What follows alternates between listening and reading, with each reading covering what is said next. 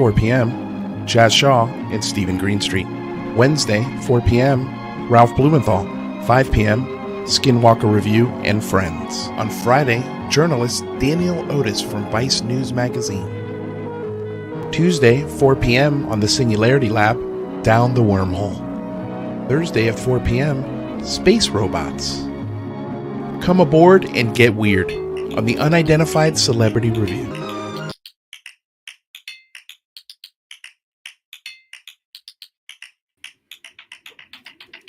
Hello, welcome to the Unidentified Celebrity Review. It'll begin in just a few minutes here.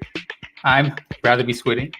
While Louise and Michael get ready, I want to thank you all for supporting the show. You know, whether it's coming here and participating in the live chat, hitting that thumbs up, or being a Patreon member or a super chatter, we greatly appreciate it. Thanks for all of you for coming out. 33 of us. That's amazing to see. You know, the questions that came in Friday for Lou Elizondo were amazing. I'm going to be sending the list to Louise and Michael to see what they can work in next time.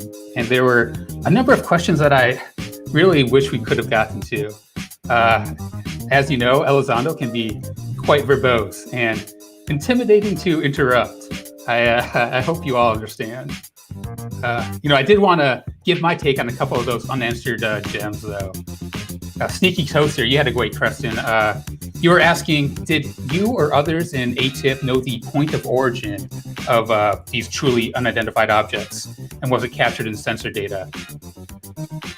My take on this is, personally, I don't think Elizondo or anyone else for that matter actually knows their origin for sure. In my interpretation, Lou is telling us that there are these strange things that do exist, but for now we can only speculate to their origin. A lot of what Lou says certainly invokes imagery of multiple dimensions, but the universe is vast in many different aspects, as he also points out. I don't think ET and interdimensional entities are mutually exclusive. One of my most popular videos explores Elizondo's cigarette analogy of time and the nature of these entities. It's reminiscent of the old philosophical idea of Laplace demon. Look up Rather Be Squidding and look for the Laplace demon thumbnail if you're interested in my take. Silly Humans, you had a great question as well. A lot of people are asking kind of along this thread of Corbell. Silly Humans asked, how important is it for credibility for Corbell to get the chain of custody for his latest videos? And is it that necessary for professionals to accept it? Sibley Esky had a similar question and regarding reporters taking risks. How does Lou feel about if even one of these videos becomes passed around and is debunked? Could that embarrass people and drive the traffic underground? Walter Dale, similarly, is saying, really hope Jeremy isn't being set up for discrediting by the DoD. Would love to know Lou's thoughts on this. And I really wish we got these questions in. I don't think I've heard Elizondo comment directly about Corbell, but in my opinion, the chain of custody isn't that important, as the DoD has already verified these are legit military videos. I do share the concern that these new videos might end up being identified, and I don't know, hopefully we'll know more soon. June 1st is only a day away. I'd like to thank you all for coming out again. We got 45 of us now. Thanks, Renee Cruz. I appreciate that. Zofa, Ethereal, Aura. It's great, really great to see you all. It looks like it's rolling up to about that time. Almost our 4 o'clock. And we have a great show lined up for you today. Start lighting up that live chat for your hosts of the Unidentified Celebrity Review, Louise Jimenez and Michael Mataluni. Hello. What's up, Rather? How you doing? Not much. Had a great weekend. How about yourself? Not too bad. Happy Memorial Day weekend, everybody. Yeah, thank you to all the veterans out there and everyone who served, those who made it back and those who didn't. We appreciate all of the freedoms that we get to enjoy on days like today. So hopefully you got your belly full of some barbecue. I know we just got some that arrived at the house, so as soon as this show's over, we're going to be eating.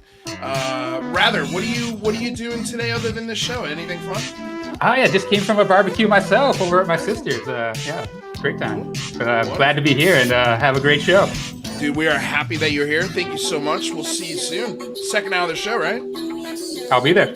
All right, my dude. Awesome. How amazing is Rather Be Squidding? I mean, honestly, this guy, he just, like, the fact that he had those takes on the Elizondo interview, I thought was fantastic. Guys, welcome. We've got an amazing show for you today. I'm super thrilled to be here because we've got Greenstreet joining us from the New York Post. So if you guys are not excited about that, you might be in the wrong place. Yeah, you might be in the wrong place. And by the way, good morning, good evening, good day, good afternoon, and aloha. Welcome back to another episode of the Unidentified Celebrity Review, your home for credible news, reviews, and commentary on everything UAPs and UFOs. We don't take any days off around here, so we are happy that you are here. Happy Memorial Day again.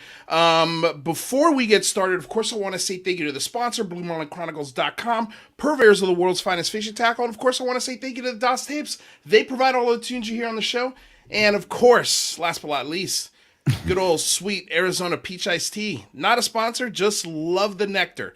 All right, so Michael, what do we got going on today? Well, don't forget to tune in on Wednesday at 4 p.m. PST, 7 p.m. EST. We've got Ralph Blumenthal coming on the show prior to our conversation about Skinwalker Ranch. And then Friday, we've got Daniel Otis from Vice checking in from the Great White North.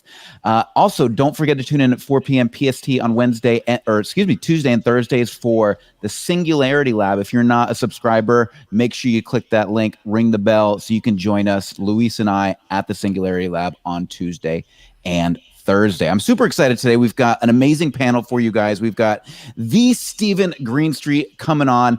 Stephen's an award-winning filmmaker, video producer, journalist, and relentless conjurer of wild ideas, director of 3 feature films, 2 TV shows, and 4 short films. Had a sold-out premiere at Sundance, was a video producer and brand manager for the U.S. State Department and Georgetown Law, currently living in New York City, and writer for the New York Post, Stephen Greenstreet. Woo! Hey! What's happening, man? Thanks for being here. You look relaxed. I love it. Yeah, He's man. at a barbecue. You're literally enjoying the Memorial Day, taking time out of your day, dude. We appreciate the time, seriously. Totally, man. I love it. I love it. Good. So who do we got next, Michael? Yeah, absolutely. Stephen, thank you so much, man. I know it's a busy day for everyone. For you being here just means the world to us. We've also got Graeme Rendall, is a member of UAP Media UK, published author and UAP researcher, living in Britain, currently writing history of European Foo Fighters in World War II. Welcome, Graeme. Oh, you're muted. Graeme, you're muted. That's right. Well, as he's getting unmuted. Yeah, there he goes. Hey, Graeme, how you doing? Hello, everybody. I'm so jealous of Stephen being out in the garden. It's midnight here. If I was sitting in the garden, you wouldn't be able to see me. Yeah, this is true. Well, I'm glad it worked out. We're happy to have you. Thank you for being here at midnight, man. We really appreciate it. Yeah, amazing. And last but not least, your favorite and my favorite, returning champion, Jazz Shaw, the editor and reporter for Salem Media and The Debrief, U.S. Navy veteran, follower of the strange and unusual. Jazz! Thanks for having me, guys. This was an important topic for me because of everything we're going to be talking about. I don't know who invited Greenstreet, but Jesus. But glad to see you, Graeme. Yeah, you too, Jazz.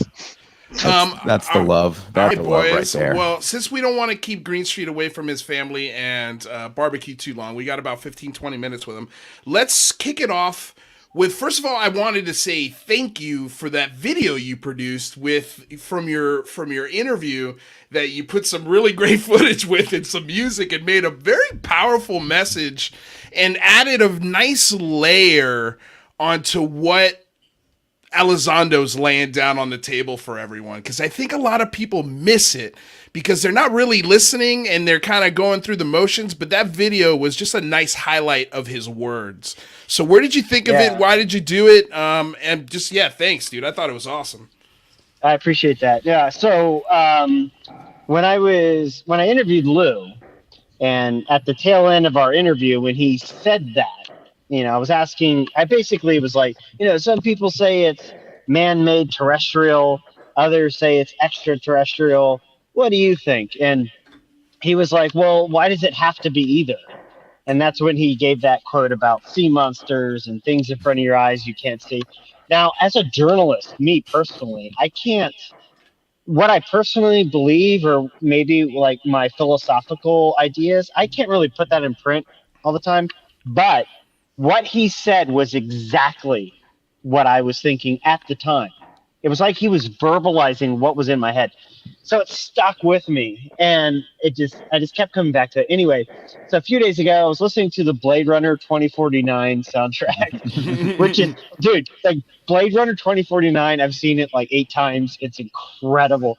Anyway, and I heard Tears in Rain, and I was like, I need to put Lou's words above this track. I need to mix these two together. And then as soon as I put those together, like all these images came to my brain, and literally I did all of this in the morning over coffee. I was like out of my mind. I like put headphones on and I was like, oh my God, oh, this is perfect. And I was like editing like a madman. And then I like finished it and sat back and was like, oh my God, this is beautiful. I know. It feels like a moment of inspiration almost. I love it. I'm so happy that people love it, because it was just something in my head, and the fact that it translated to viewers was actually pretty cool. No, I dug it, man, and I think it. Like I said, I think it's just a beautiful layer onto a deeper philosophy that this guy's laying down that I think a lot of people are just missing. They're not catching it, and he's said it so many times, and that just articulated it, I think, really nicely for the average person. Yeah, I appreciate that. And like one thing he says in the interview to me, and I was really struck by this. He says, okay, this is important. I have said this before many times, but I don't think it's resonated yet. Mm-hmm. And then he goes on to his spiel about sea monsters, things in front of your eyes. And I was like, oh my God, I got to pay attention. Yeah, well, I mean, I always recommend for people to go to the last episode of season 2 of Unidentified. And there's a monologue at the end of the last season from both Christopher Mellon and Lou Elizondo. And it's insanely good. I mean, insanely good. Similar to what he kind of revealed in your interview with the sea monsters just beneath the surface, and how we've got this very narrow spectrum to what's really happening all around us, just within human-made technology. If we had the goggles to look even further past that, I think we'd be shocked, amazed, and scared at some points. So, gentlemen, did anybody have any thoughts on that video before we move on to the next thing?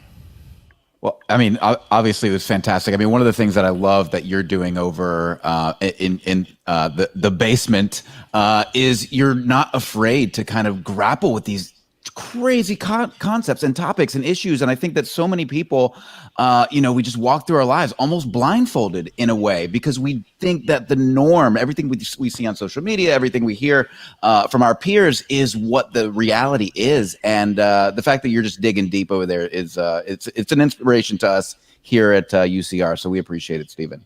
Yeah, I'm happy to hear that.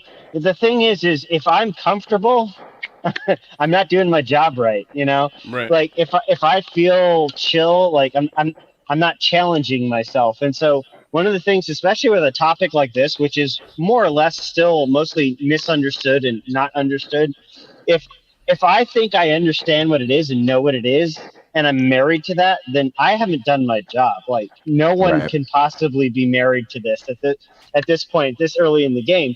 And so I always try to ask myself, what if I'm wrong? What if I'm absolutely wrong? And so that's why when you watch The Basement Office, there's always like a new theory, new facts, new evidence, because I don't want to fit into a box. I don't want to be in one camp or the other. I want to be in all the boxes. Yeah, no, that's killer advice. I mean, that's something we always try to do on this show too, is always ask ourselves, are we wrong on this? And it's Probably yes, Yeah, especially when it comes when it comes to this topic, because nobody knows what the hell's going on. The only thing we know is that there's radar on these things. There's really unique footage that is, once you dive into it deeper and really understand the nuances of why these things are getting filmed, like there's that diamond in the rough. That's what everybody wants to see. That's what everybody's talking about. But we also have to come back to a reality. We have to come back to that terra firma. But okay, so let's switch gears. The reason why I wanted to bring you on, I was trying to coordinate you, Stephen Greenstreet, and Jazz Shaw with John Greenwald, but John couldn't be here because it's Memorial Day. It's a busy day, so that's why we thank all you guys for being here. And Jazz, by the way, thank you for your service. Thank you for making it back, man, and thank you for being here because we love you. So let's talk about this radar system, this radar footage that, not the radar. Before we get to the radar, I wanted to talk about Elizondo's emails, because I thought that was Greenstreet. You had replied to Greenwald's on Twitter, and I wanted to get you and Jazz's takes on it because you guys are journalists. You're great thinkers, and I want to know what you're thinking, what your perspectives are. What are we not thinking about? Why is this significant? And I'll start with Jazz. What do you think? I think before we go any further, I just want to stop for a moment and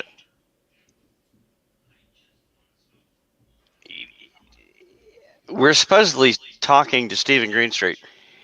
Did you just undergo like some really serious like cosmetic surgery and a whole different Jazz? You've confused Jazz, Stephen. He doesn't know why you look so chill. Good. So chill. You look like you're on a model good. Right now. You do, man. I mean, you've got 3 buttons loose. You've got the big glasses. You've got the nice. I mean, he's looking good. Buttons. It's not just the hair. That doesn't even remotely like Stephen. No, go on. Go on, he says. Yeah. Jazz, what other nice things you got to say? Come on, Stephen, because we also know your voice a lot. Yeah. So go ahead. No, okay. So I'm in California. I'm not in New York. I'm in Southern California, so it's a little warmer. It's a beautiful sunny day. Yeah. And I don't know. So you're just trying to make everybody jealous, is what you're saying. Yeah, dude. I mean. Well, that's okay, man. That's okay. Just be the peanut butter, Steven. We'll be your jelly. Wow. It's all good. Wow, lean into that. It's all good. Girls. It's all good. Into that one. Yeah, I did comb my hair, which is something I don't normally do every day. Yeah. There you go. So I'm dying, Stephen, to know where the hell these emails went, who got rid of them, and why. What do you got? Well, okay. So, backstory is, John Greenwald and people like John Greenwald, lots of other people, but John specifically, has been on the Pentagon's tail for years now. Like, this isn't like a recent thing. It is not a recent request for Elizondo's emails. This has been going on and on and on. And it's been denial, appeal, granted, appeal, back and forth, back and forth, back and forth. And, at the end of the line, finally, John realized and got an answer, a direct answer. Well, those emails have been deleted, have been destroyed. And it's like, and also it's not a story that he's collected in like a couple of weeks or a month. He worked on this for 3 years. 3 years he's been following this story. Yeah. Well, yeah, people. John has so many pots on the stove, like it's ridiculous. Like he's like on the Elizondo emails, and then he's got like CIA documents, and I mean the guy's the king when it comes to Freedom of Information Act and all that stuff. But when someone like John, and John is a guy that's crosses T's, dots I's, everything, every fact is checked, everything. No speculation, boom, boom, boom, here are the facts. When John is pissed off And when John is surprised and when John is shocked, you know it's a big deal. You know, because this guy is John Greenwald does not really embellish or make stuff up or, you know, put on a charade. I mean, he's got all the emails, all the documents, boom, boom, boom. And, you know, when, you know, talking to John, interacting with John, like he was like blown away. Now, there are a couple things to consider, and John goes into this. Everyone should go to theblackvault.com and read his write-up or watch the video on his YouTube. But it's not unprecedented for the government to delete an email account, to get rid of X, Y, and Z. And there are a couple things here. One is there is a statute of how long that's supposed to be kept, right? And John was asking them, like, what is the statute? Like, for Elizondo's emails, for example, what was that time limit? No one had an answer. Like, no one was giving him a direct answer about anything about Elizondo's emails. Now, another argument could say, well, he's not a public figure. It doesn't have historical relevance. Dude, Elizondo was involved in the government's case against the mastermind of 9/11. Lou Elizondo was part of that. To say that's not historically relevant is ridiculous. No, it's ridiculous. Stephen, can I ask you something here? There was there's two sides to this, because in the Pentagon's the release that they gave John, they said that former Department of Defense employees, their emails are not retained unless they're considered historical records and retained by the National Record Center.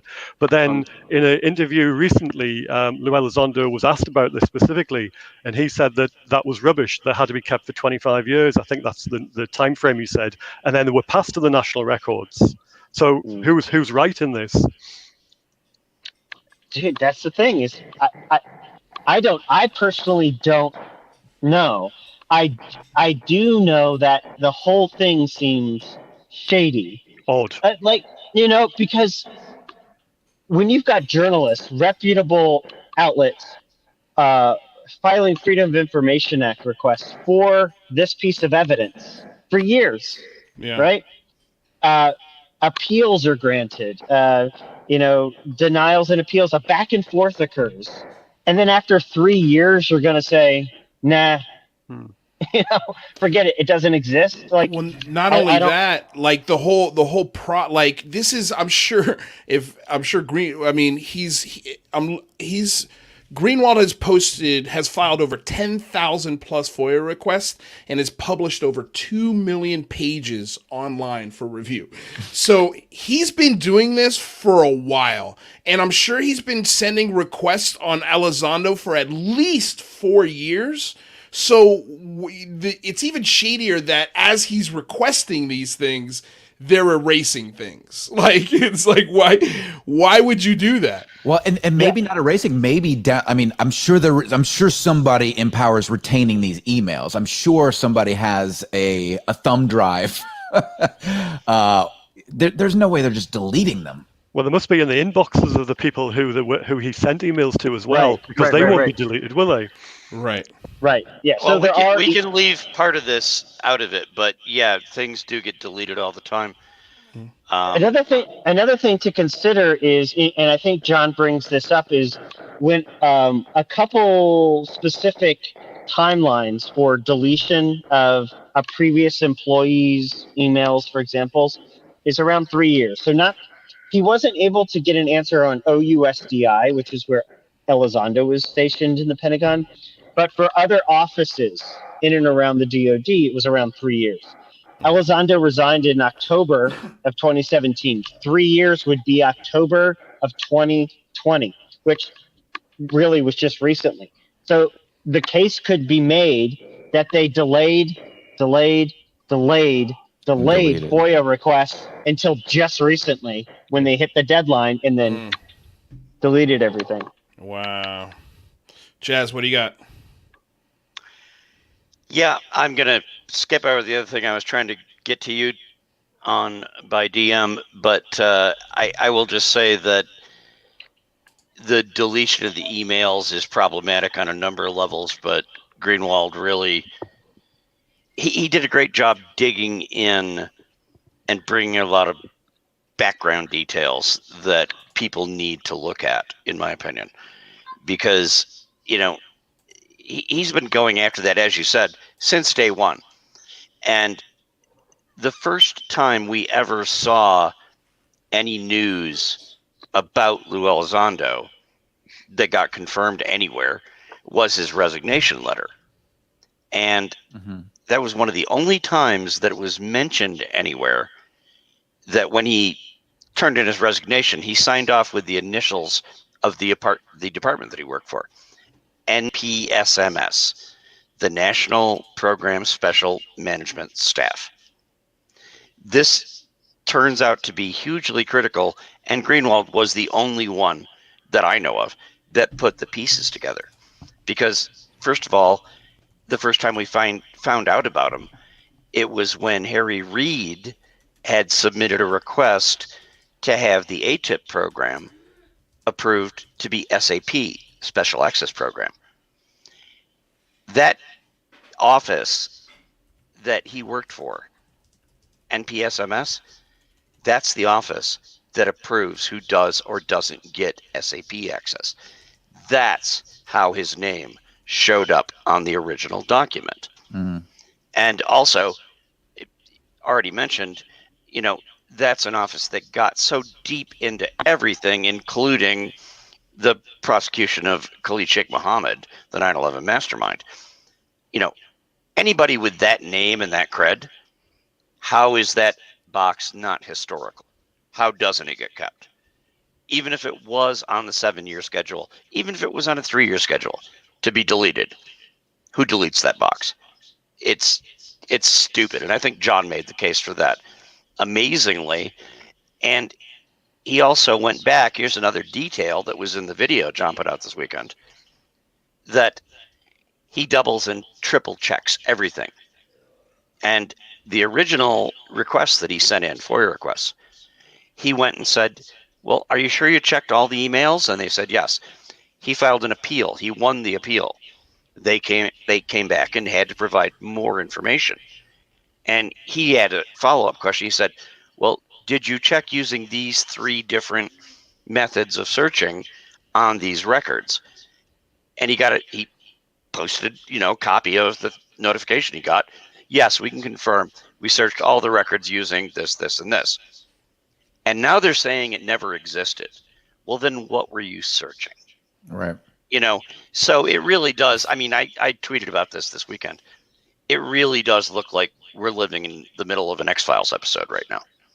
And I think Johnny Greenwald has got these guys by the short hairs. And I think he's really proven his case. Yeah. Well, I agree.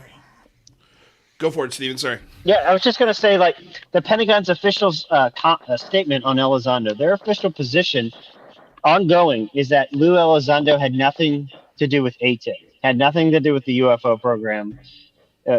They say he had no, quote, assigned responsibilities with ATIP. Now, if emails existed, that would bolster their case. That would support that statement from the Pentagon. The Pentagon delivering those emails saying, see, proves our case right. The fact that they've been nicked, deleted, delayed, everyone's been pushed back. To me, is a red flag that, hey, inside these emails, it's going to show that their statement that Lou Elizondo had nothing to do with ATIP is false. Right. That's it. Right. I have to agree. But damn, dude, do we... Are they we've already established that? Why go through all of this hell to do that? Because it's not for us, is it? It's for people outside. It's for Stephen's readers. It's for the people who don't move in our circle, who don't know the ins and outs of it. It's for the Joe public, the people who just pick up a newspaper and go, "Oh yeah, he's just some loon talking about UFOs." Right. That's the audience that they're trying to get a hold of. They're trying to sway that narrative. So do you think from a legal perspective, this is going to hurt Lou Elizondo? Is his legal team going to be like, oh shit, all the emails are gone? How are we going to be able to prove one way or the other with only half the emails? Because I think we've established obviously the emails were sent. There's replies. I'm sure one half of the party has some of those emails. So I mean, do you think that hurts his chances or helps his legal team? If I can take that. Yeah, go for it, please, Jess. How does it hurt? I'm not a lawyer, just to make that clear. If you can show that somebody's email box got deleted long before it should have by any of the normal standards, not to mention the extenuating standards if you were somebody doing historic work, I don't see how that hurts you if you can show up in the court, whatever court action, if there is any, that takes place. And you can go, they deleted all of my emails that they weren't supposed to do. How does that make me look bad? So it just seems to me like, no, I don't think that hurts him. I don't think he needs that exact level of, here's when I was doing X, Y, and Z. Because the reality is, even if the box wasn't deleted, most of the stuff that he was working on could never be brought up in court. It could never be brought up even in a public hearing. Right. You know, that's stuff that would only be heard behind closed doors. So the fact that his emails are suddenly missing, and apparently weren't missing as little as a year ago, right? Yeah, I don't really see how that hurts him. Yeah. Steven, you got any, does anybody have any last thoughts here before we let Steven go? Because it's been almost a half hour. Yeah, we got 2 questions for him before we do. Somebody threw in a super chat, had 2 questions specifically about the basement show. So yeah, we wanted to ask those to you before you skedaddled.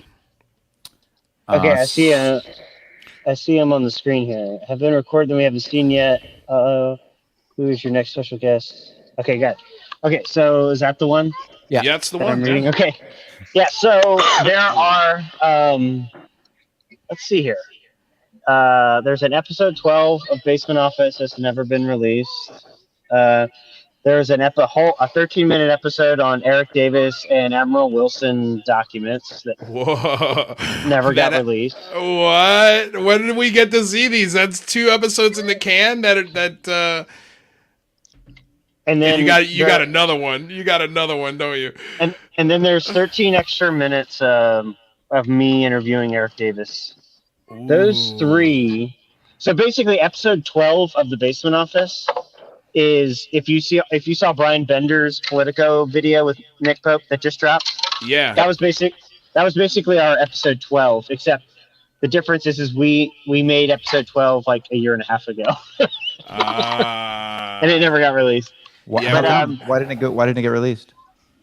I think it's because COVID. Yeah, so like we had season 2 filmed and mostly edited when COVID hit, and then it's just like everyone's attention shifted for like a few months there.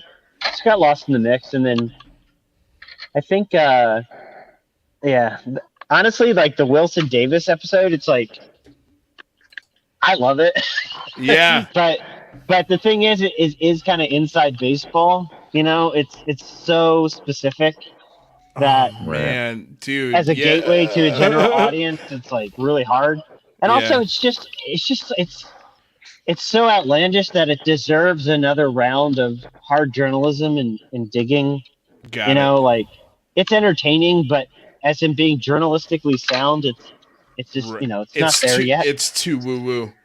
It's too woo woo. Yeah, I get it. But I love it. I think it's awesome. No, I want to hear it. I would love to talk to Eric Davis. We're trying to get him on the show. Maybe we could ask him about that specific episode. Maybe some of the subjects. Oh, the guy's a trip. Yeah, Eric Davis is a trip. Oh, dude, that's cool.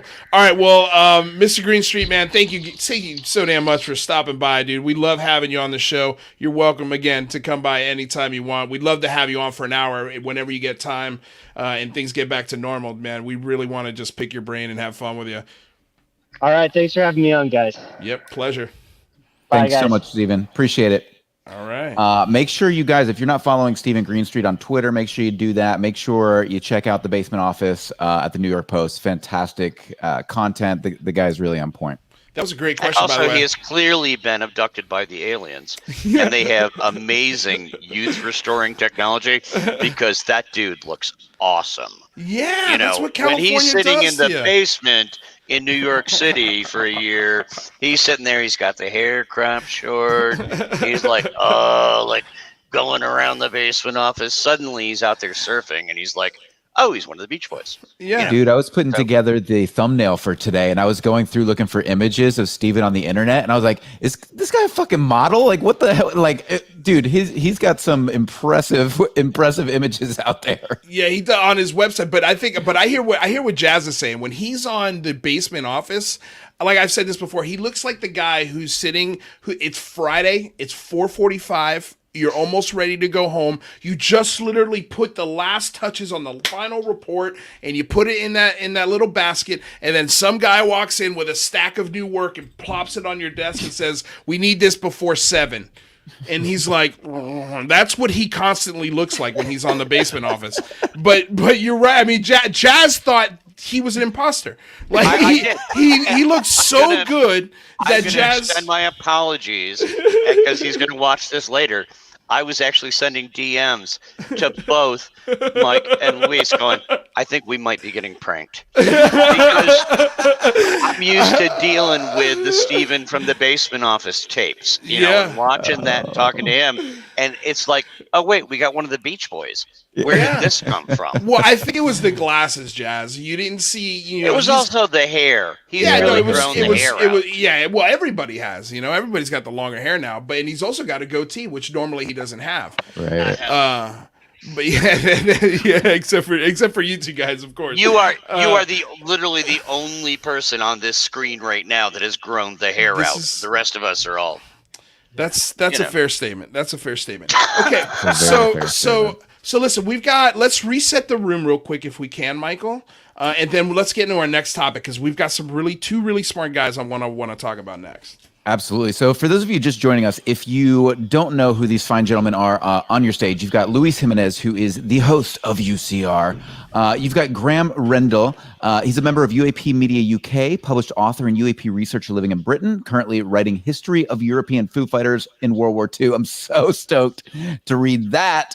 And we've got the Jazz Shaw, returning champion, who is the editor and reporter for Salem Media and The Debrief, a U.S. Navy veteran. Make sure you wish him some love today here on Memorial Day. Thank you for that. And also tune in. We've got some great episodes coming this week. On Wednesday, we have, who do we have on Wednesday? Jesus, I'm forgetting. Oh, we got our Skinwalker Ranch review. We got Ralph Blumenthal from the New York Times. And then on Friday, we've got Daniel Otis from Vice News Magazine to talk about Canadian air incursions. And he's got a new article dropping literally right before he comes on. So we'll be able to read it and then talk to him right away about it. So that'll be awesome. Yeah. And what do you got covering on Singularity Live? Sorry, Mike. Well, I just wanted to say Blumenthal. So if you don't know who Ralph Blumenthal is, it's going to be an amazing time. He's an amazing guest. I've actually had the opportunity to interview him before, and the guy is incredible. He's written for the New York Times for years. He's been following UAPs for years. He just wrote a book about John Mack. So if you're interested in John Mack, if you're interested in experiencers, if you're interested in the UAP topic, make sure you're here on Wednesday. Tuesday at the Singularity Lab, we're going to be diving into the wormhole. We're going to be talking about new breakthroughs in physics, and we're going to be talking about wormholes. And then on Thursday, we're going to be talking about technology in space and space robots. And can you put me backstage for a minute? Because I'm pleased to see everybody discussing with my wife in the chat the fact that she cut my hair last night. But let's move on from that. Yeah, so, I'll put you in the bag, and when I see you, I'll pop you in. Gotta love that, dude. Okay, so Graeme, while let's just get started with the next topic because I think I was listening to you earlier today on Citizen Witness, which, by the way, you guys should check out. This guy's doing some killer work. He's doing the big phone home essentially almost every day. He makes phone calls to his local and state representatives, and he does it live because he lives in a state where he can do it. So go show him some love. Go support him. Watch his videos. Share them. Like him. Tell him everybody what he's doing because it's important. He's doing some really, really great work. So, thank you, Graeme, for doing that episode. I thought that was really, really cool. So let's talk about radar. Let's specifically the Jeremy Corbell radar footage. I want to just first start with your take. How did you feel about it? The whole thing is everybody's been bitching. We want radar. We want radar. We want radar. And now we got radar. Now everybody's like, I have no idea what I'm looking at. What is this? What is this? So it's like a double-edged sword, right? People are getting confused, and we tried to add a little bit of information last week with Jazz on the show, and I thought we did a pretty decent job of that. But I know you have a couple more answers, some more levels to add to this. So what do you got? My friend? Well, I mean, we're looking at the Sea Giraffe radar. I believe that's what they have on that ship, and that's what it's called. It's a Swedish radar made by Saab. But I mean, just going back to your previous sort of a question there. It's a double-edged sword. You're right. People are actually clamoring for information all the time, and then when it comes out, a lot of people still aren't happy, and that comes down to the lack of context. So you don't see how the engagement started, you don't see how it was resolved, or whether it was resolved in the first place. And obviously, there's these jump cuts where the picture changes very, very suddenly 3 times. So there's 4 different sections. So it's not ideal. And of course, you've got a lot of the supporting information down the side of the image, which is missing, or it's blurred rather. So there's definitely a lot of information that's not there.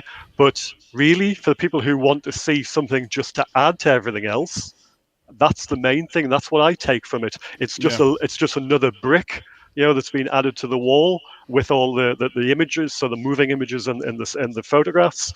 We're just building up a picture. I'm not expecting everything to come out at once. I'm not expecting a smoking gun that gives me everything that I'm after in terms of sound, in terms of images, in terms of background information. That's not going to come out because a lot of that information is sensitive. It's classified, so I wouldn't expect to see it anyway. Right. What are your thoughts, Graeme? I think this is something that we've done a good job over the past couple of years. Is kind of separating this UAP topic specifically from experiencer topics. Now, I'm not saying they should or should not be separated, but I think it's important to look at them with different glasses or lenses. But at the same time, as you said, we're starting to get all of this different radar data. We're starting to get all of these videos that are being released. We're starting to build this picture, build this 3D map of what's really going on with the UAP phenomenon. Do you think that experiencer stories and other aspects of the phenomenon should be part of those building blocks, or do you think they should be separated in how we look at this phenomenon? I don't think you can rule anything out at this stage because we simply don't understand what's going on. And to start ruling out something and say, oh no, that's not part of this, we can't say that with any authority because none of us actually really know exactly what is going on in terms of how everything fits together or whether it even does fit together in the first place. That could be a completely separate part of what's happening. It could be something completely divorced away, something in a different box somewhere. They could be all together. They may happen at different times. They may have some kind of unique understanding that we're still not aware of. Who knows? Yeah, I think Lou Elizondo was making a similar point as well when he was talking on the Basement Office about the idea that we don't know, what we don't know. They're 99.999% of all the spectrums available are unavailable to our senses, to our 5 senses. So there's so much more going on that we don't understand. And then he brought up the idea of quantum entanglement and the possibility that the human brain is part of this quantum entanglement. And so that could explain so many other things that are completely unexplainable right now. So many people believe in synchronicity. Is that part of quantum entanglement? Are we all, operating on some sort of, connected energy level that we can't process with our senses? So there's a lot to break down here, and I think you're right. I don't think we can put these things into specific buckets and not be able to and really put them there with any sort of certainty. I'd guess that even if when we do find out, whenever that is, what's going on, it'll be something we haven't even considered yet. It'll be just so out there that because it seems to cover everything you can think of and more besides. And it blows my mind just what everybody's talking about that we know of or we think we know.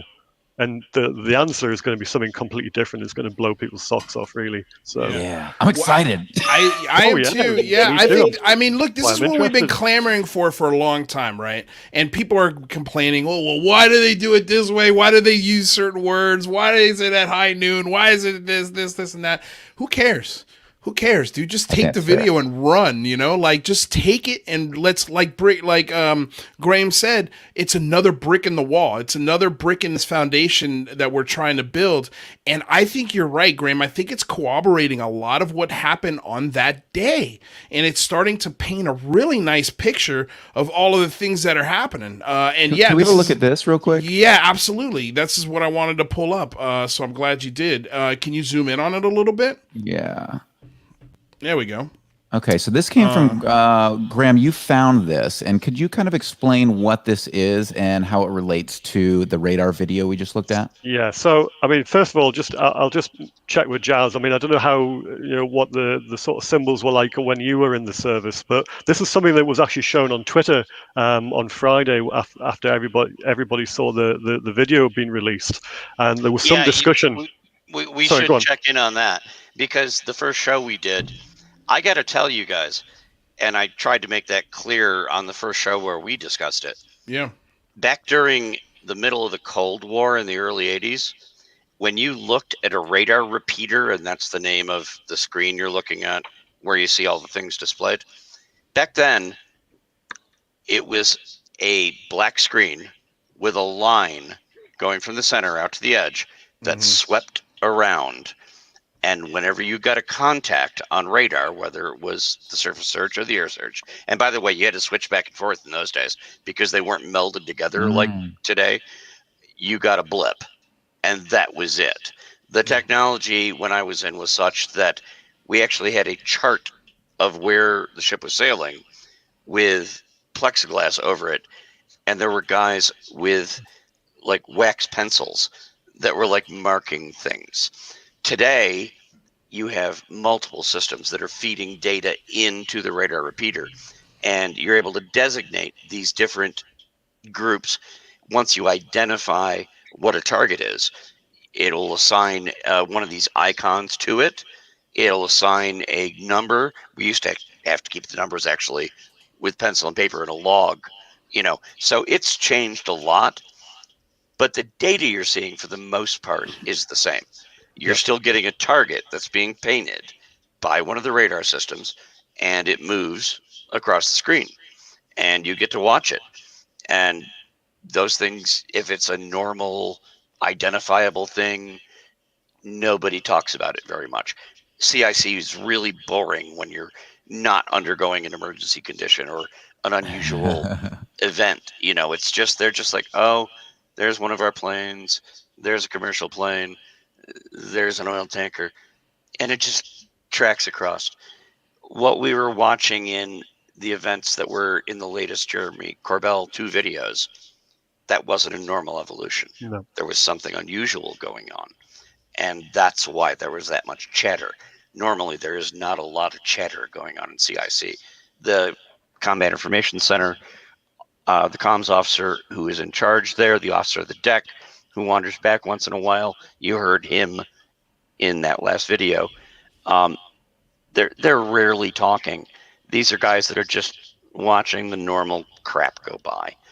So I think it's an educational opportunity for everybody.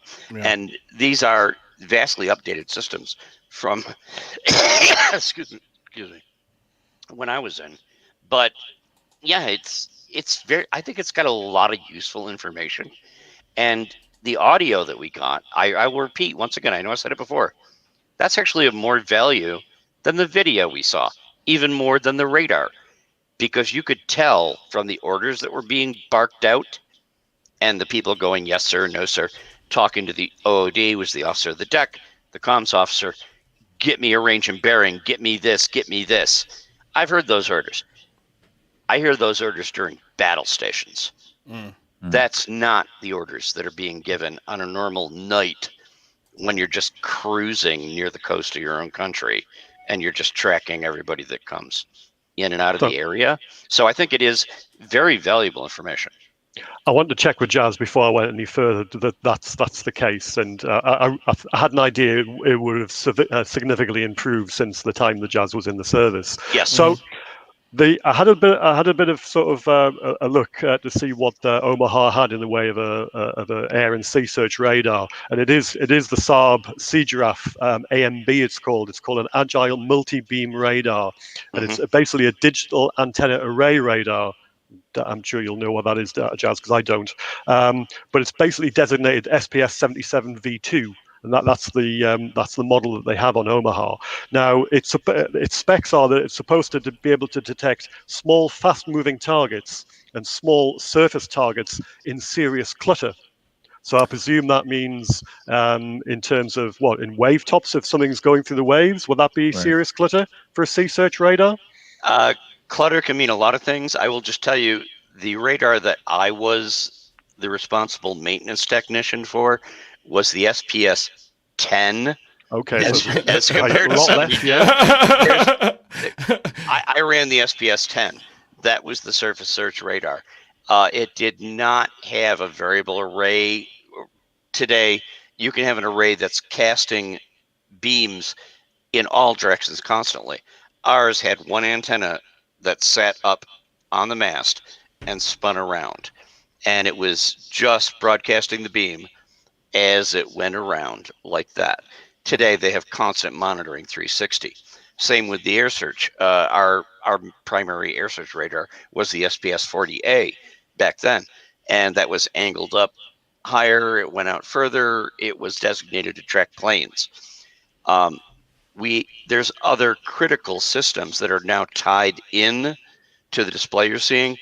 These are systems that include IFF, identification friend or foe, TACAN, tactical air navigation. There's others you probably shouldn't talk about.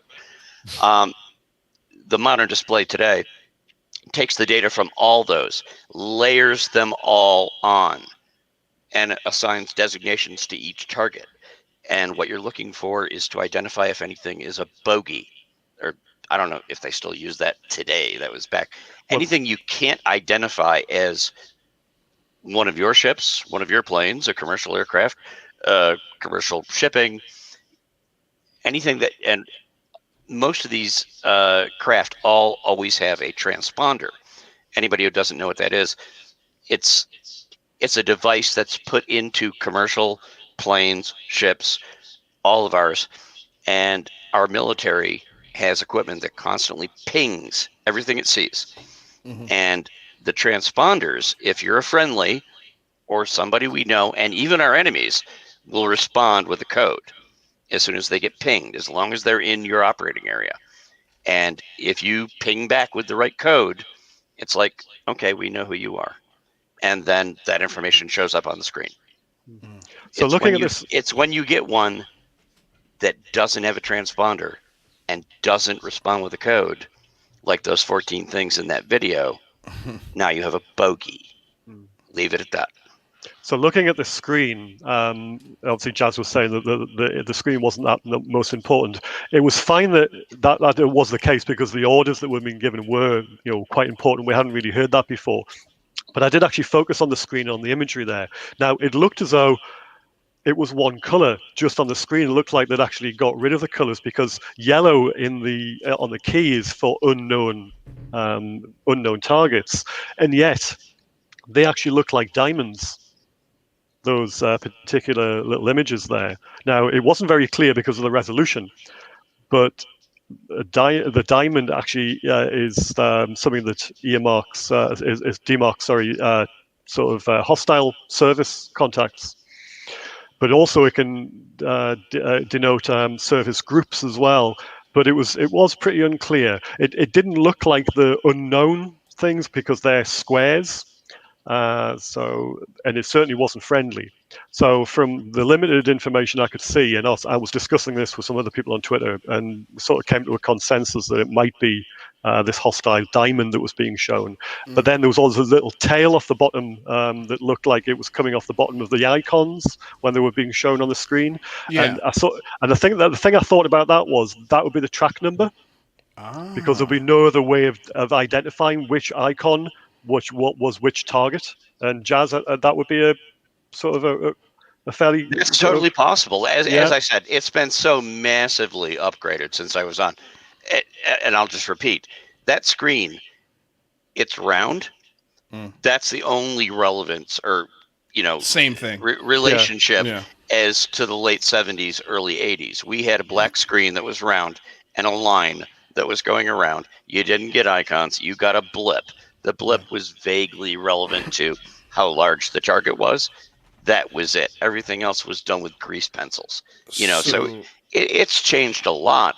Yeah. But it doesn't mean that it's changed that much. So you just have to interpret the icons they're using these days. Is it an unknown? Is it a hostile? They've apparently separated those two out. We only had known and unknown. If it was unknown, it was a bogey. Yeah. It could turn out later to be something totally harmless, but if it didn't have a transponder, if it didn't respond, it was a bogey until you figured out what the hell it was. Can I ask Sure. Yeah, go ahead. Okay, so my question real quick. So I'm going to go back to this one here. So they definitely looked like diamonds on the screen, but they were also looked more yellow than red. So I'm just curious about that, if we have any ideas of what that is. And then my other question is, this is surface. And so does surface mean that these were, if these were surface, that these were on the water, or can the surface mean low level flying or within, I don't know, 1,000 feet or 10,000 feet? Like, how does that? Our surface search radar would pick up all ships if it had any reflective surface. It could be a big ship, a little ship, whatever. Rarely, and I noticed they have a separate designation for subs now. So clearly, they've tied sonar into the system, which we didn't have tied in those days. If conning tower is above the surface, that's a sub, but it registers with the surface radar. Anything flying or floating low enough will show up on the surface search radar. Okay. The rest will get picked up by the air search radar, which has a much longer range and casts its beam upwards at a higher angle. The surface search radar focuses primarily looking for ships or conning towers for subs, anything that's down close. Real quick. Sorry, Graeme. I was just saying, if you see the image there's actually a ship in that image, and that's being shown as yellow as well. So you're talking about, I'm sorry, you were talking about. Oops. But I got it. If you see the display, if you see the top right hand corner there's actually a ship being shown, right? And it's coming up in yellow. Now that would be one of the group of ships. So if that's being shown as yellow, why is it being shown as an unknown? And that was part of the things we couldn't understand either when we were talking about this on the internal chat. I don't have a clue about that either. No, I don't either. So that would lead to us to believe that everything was just being shown as one color, possibly just to obfuscate what's actually going on in terms of releasing it to the public. Yeah. So, well, how there's a couple questions that my producers got in the back, and the first is we see that there's red flashing on the right side of the radar system. I mean, it would be just a guess, but maybe that might indicate that this is faux, possibly. I'm not sure. What do you guys think?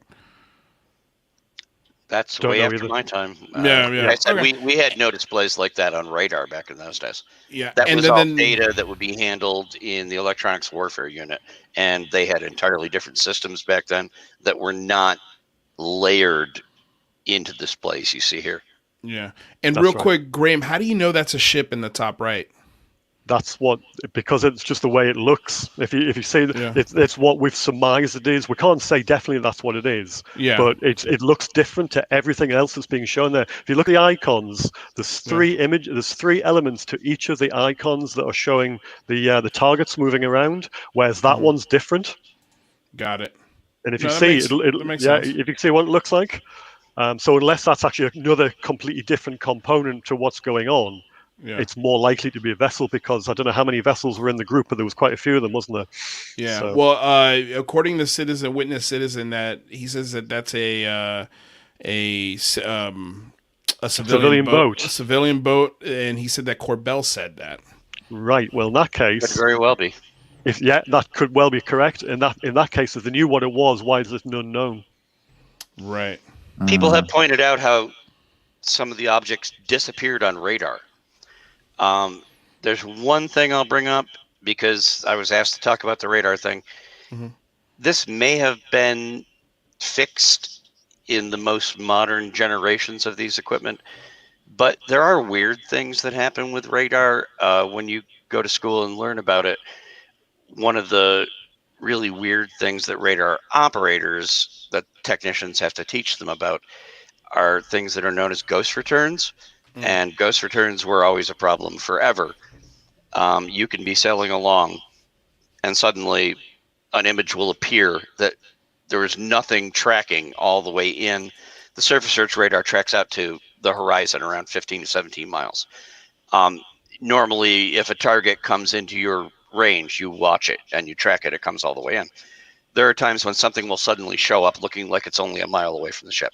And back then you would send the signalman scrambling up, with binoculars, like, was that a submarine that just surfaced or something, if you really panicked. And then a few moments later, it disappears. Right. But that was actually from a well-known phenomena for the radar technicians. Short version, the way radar works, for people who don't know, I know we've gotten a lot of questions. The radar sends out a pulse of radiation that lasts for a millisecond. And if it's a surface search radar, it goes out, and if there's nothing out there reflective to bounce it back, it just disappears. Nothing comes back.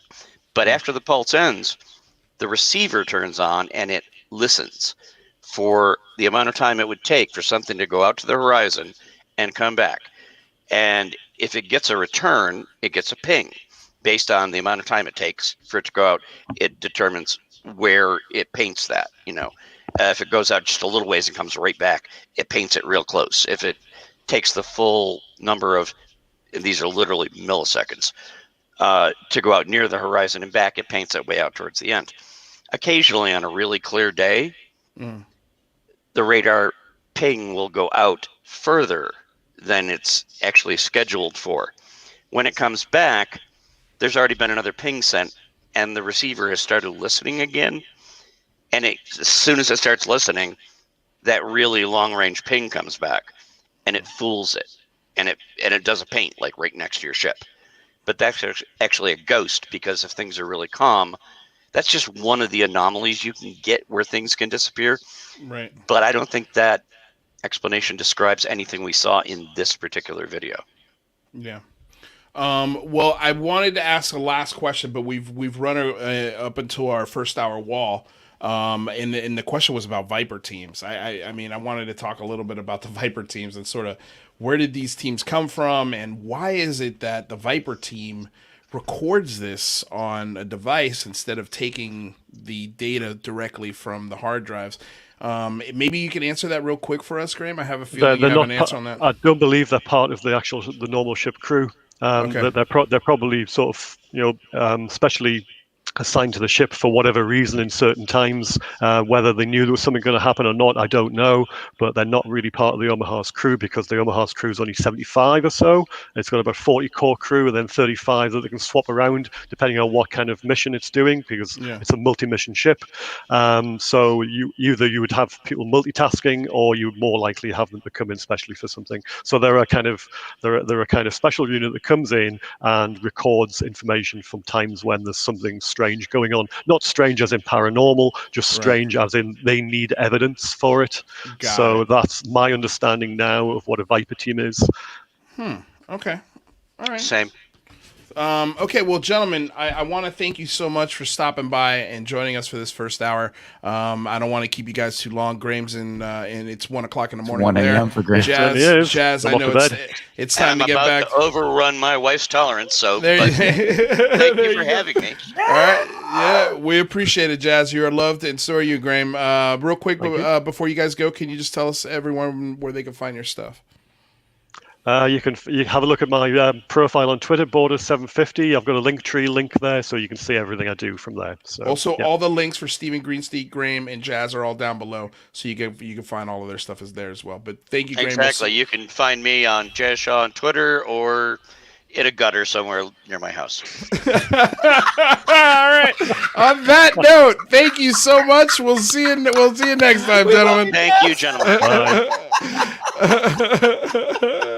That was awesome. Oh my God. Stuck the landing. Okay, so real quick, Michael, please tell everybody what we're doing this week, what's going on the show. Remind them about our Patreon, super chats, you guys. By the way, we had a super chat. It was a $5 super chat. I don't want to ignore it. It was about Catalina Island and sort of what we thought about Catalina Island. And there was a second part to that question, but honestly, I can't find it in the super chat anymore. I'm so sorry we ignored the question, but we were so deep in the radar, I didn't want that to throw off everything. Maybe Rather can find that for us. And before I do, here it is. Yeah. Sorry, he found it. So, what does the panel think of Catalina Island? Do you think that it had anything to do with the ATIP, or does it have anything to do with the UAPTF? I don't know. I just know that a lot of our training missions are run out by Catalina. So a lot of our naval ships and all of the things that have been happening have been close to Catalina because that's where they are. I don't know if that's a direct correlation. I think time will tell, but it seems like a lot of these television shows and production shows are filming out by Catalina Island. I can tell you someone who's very close to this show will be in California, running some experiments along the coastline close to Catalina Island. So, there's something going on. Mike, you got any thoughts on it? No, I mean, it's super interesting. I'm really excited to see what friend of the show brings back because he's got some pretty stellar equipment. So definitely, I'm stoked. Definitely. No, it's going to be cool. So real quick, just tell everybody what we're doing this week, and then we'll get to what we're calling UFO video of the week. It was going to be called worst UFO video of the week, but I changed my mind on this one. I'm not sure if it's the worst, but we'll talk about it. It's interesting. And before I do the introductions and what we're doing for the week, I just wanted to mention real quick, somebody in the chat was complaining that Jazz was drunk again. And so it's hilarious because his wife came on and said, dude, Jazz is rarely sober. So she was like, listen, bro, this is it. We are here. This is that. Jazz Shaw's not a person. He's a state of mind. Once you get that into your frame of thinking, then you'll understand. Jazz Shaw has a martini in his hand every time he comes on the show. 100%. Every time. And sometimes he has one too many. And sometimes I have to cut him off. It happens. But we love him. But it's entertaining and it's fun. So tell people what we're doing this week. Remind them of all the stuff. We got Jarmarl Thomas who just joined us. He's waiting to pop in the room. And then we've also got Rather joining us in the second hour.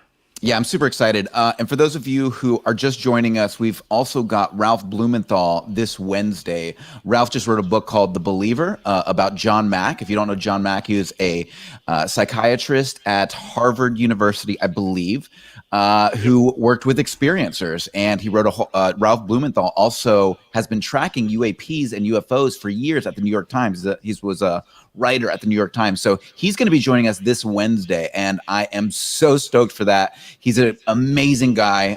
You're absolutely going to love him. And then we're going to do a Skinwalker Ranch review of season 2 episode. I believe we're on 5 now, or 5? Episode 5. We're going to be reviewing in the second hour, yeah. And then Friday, we've got Daniel Otis from Vice magazine checking in from Canada. And then we've also got on Tuesday, we're going to be doing wormholes over on the Singularity Lab. And Thursday, we're going to be talking about high-tech space technology, aka space robots. I'm super thrilled today because we've got an amazing. We're gonna kick another roundtable off for you guys here for the second hour, and I'm super stoked about that. We've got Jarmarl Thomas, who's going to be joining us. This dude, if you've never heard Jarmarl, this guy's incredible. One of the smartest people I know. Runs a great YouTube channel called the Progressive Soapbox. He is a political analyst and host of Fault Lines on Radio Sputnik in Washington, D.C. 105.5, and the YouTube channel by the same name. Jarmarl Thomas, how the heck are you? I'm doing fine, man. Can you hear me?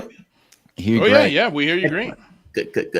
No, doing fine. No issues. Lazy Sunday and Monday. So That's for you. No, that's great. That's a good thing. You want to introduce Rather real quick? Absolutely. So for those of you who don't know Rather, he's one of our extraordinary, not only fans, but became one of the team here at UCR. He's a UFO enthusiast and a researcher. His YouTube channel, Rather Be Squidding, focuses on cutting-edge science, technology, and UAP news. Welcome, Rather. Hey, thanks for having me.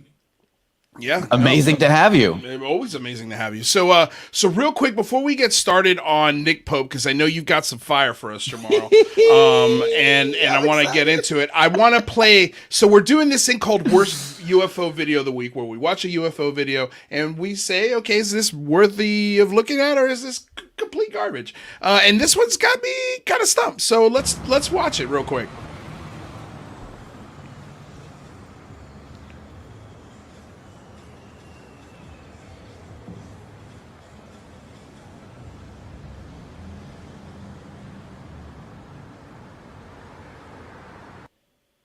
So that's it. That's the video.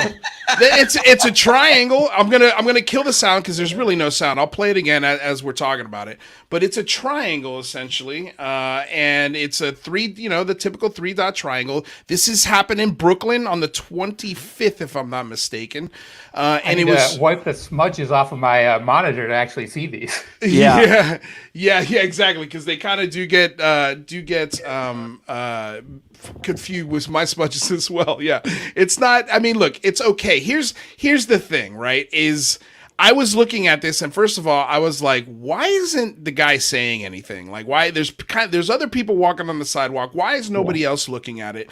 And I've lived in New York City. I know that if there's 3 dots going behind a building and all I got to do is cross the street to get a better look and keep taping it, I can just pop across the street. I mean, if you watch the beginning, there's only a bus and a car. I mean, New York City, dude, you dart across traffic all the time. That's like par for the course.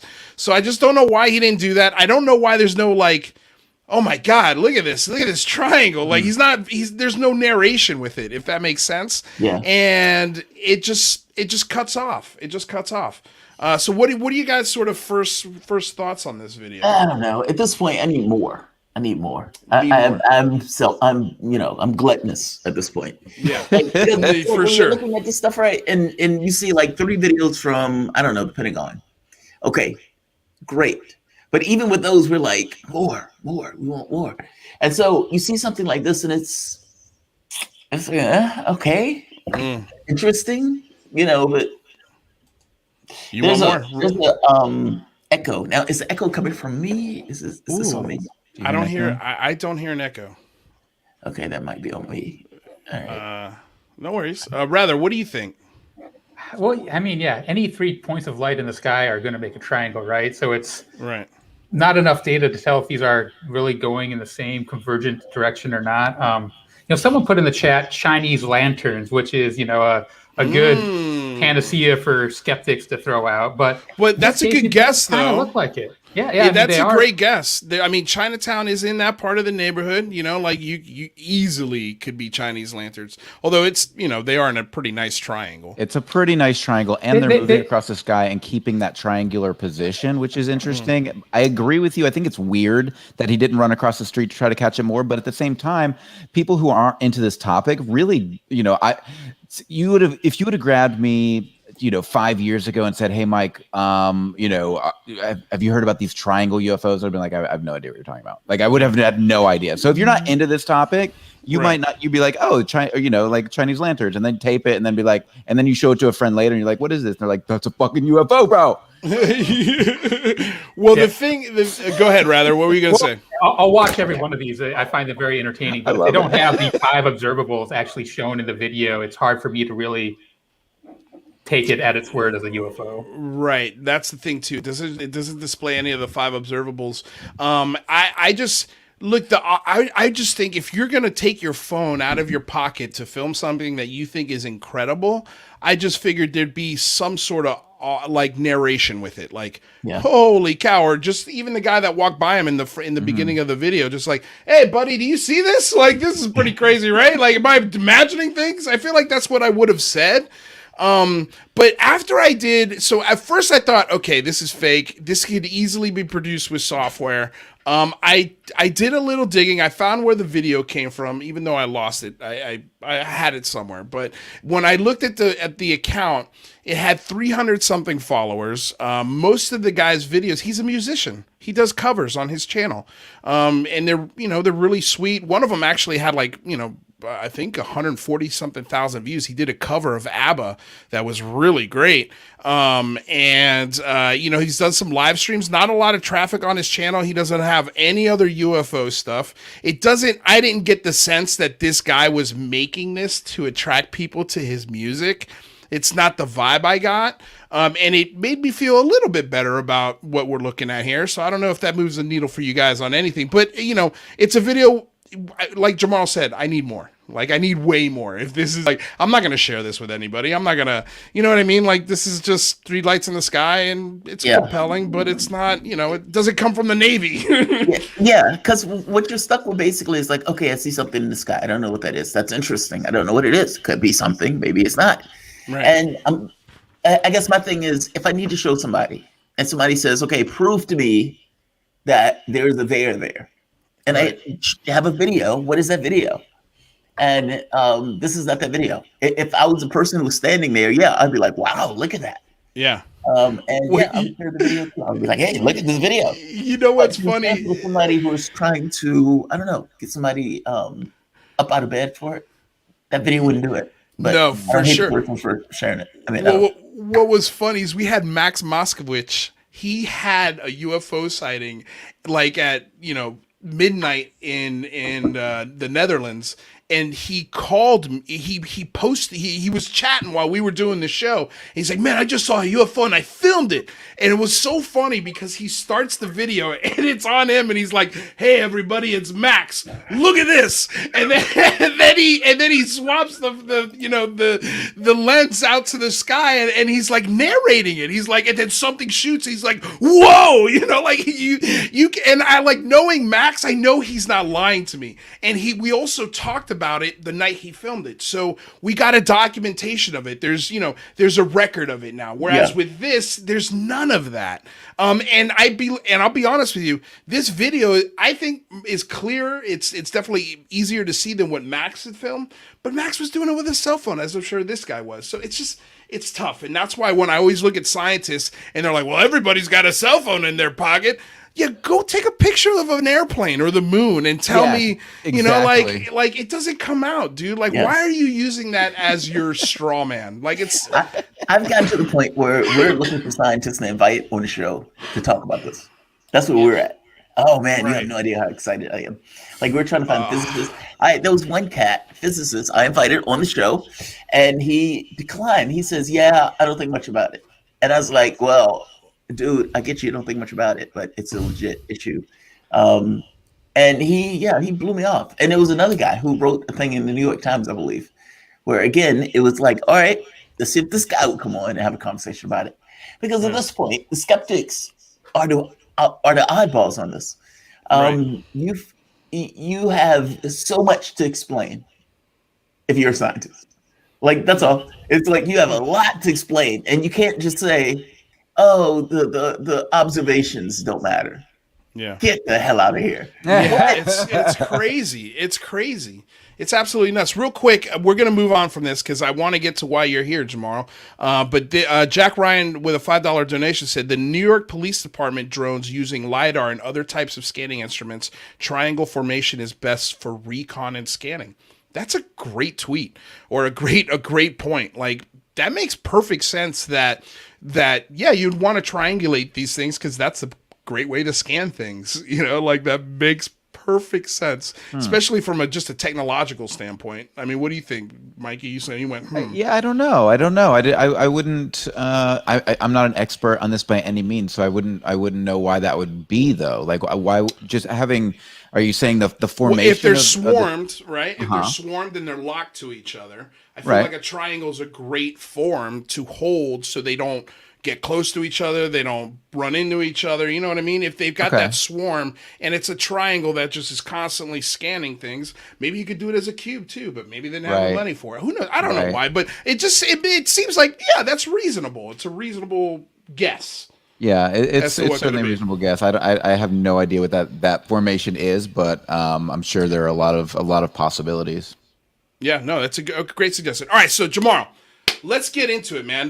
Nick Pope was recently, what is it? Was it Politico, if I'm not mistaken? They did a video and sort of a release with him, and we're getting opinions on him. So let's hear what you got. I'm interested to see what your perspective was on all that. All right. So Nick Pope was on Fox News. I thought it was Fox News. It was. And he is on a channel of neocons, basically talking about the video that Jeremy Corbell put out. And when Jeremy Corbell put out the video, he's looking at it and he's looking at, the Navy and the swarm. He's like, oh, all these things are around the ships and everything else.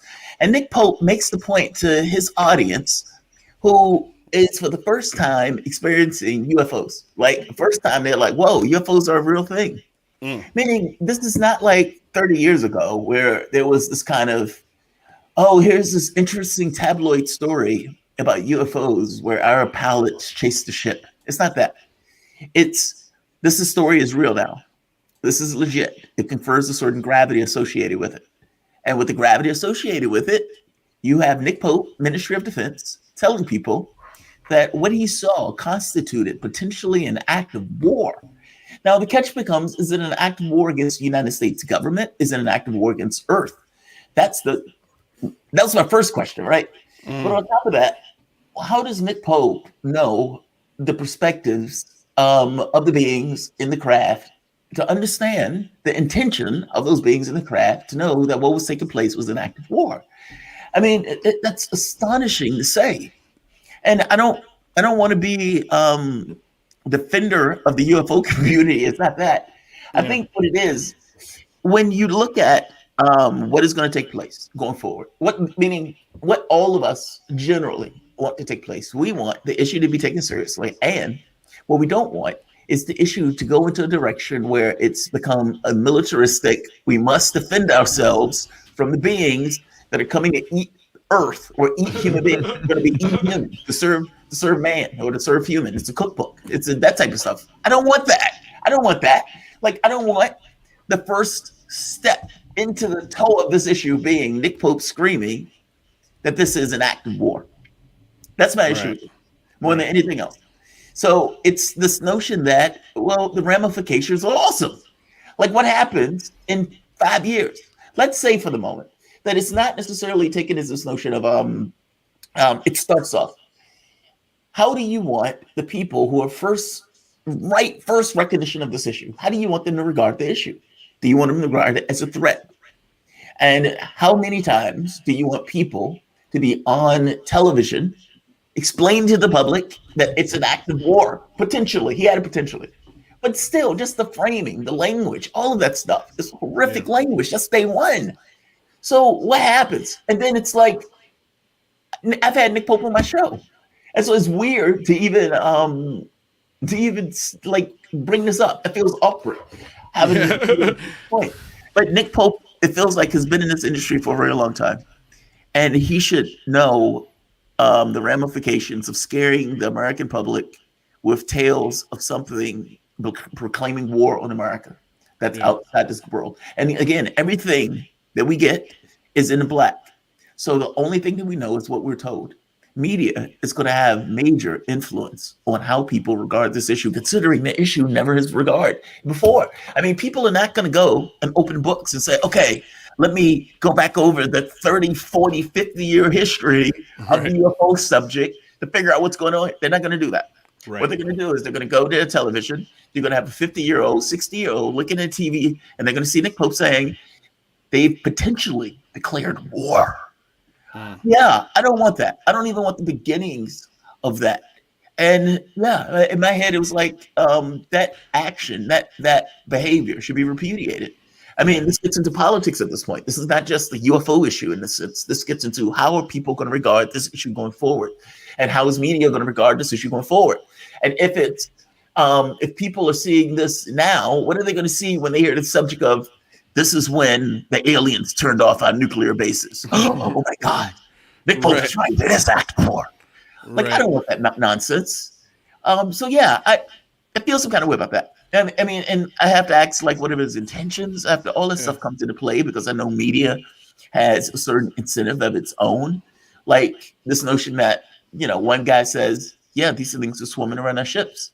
It's interesting. Another guy says it's an act of war. Which one does the media run with? Well, God, it says act of war sounds more interesting. Yeah.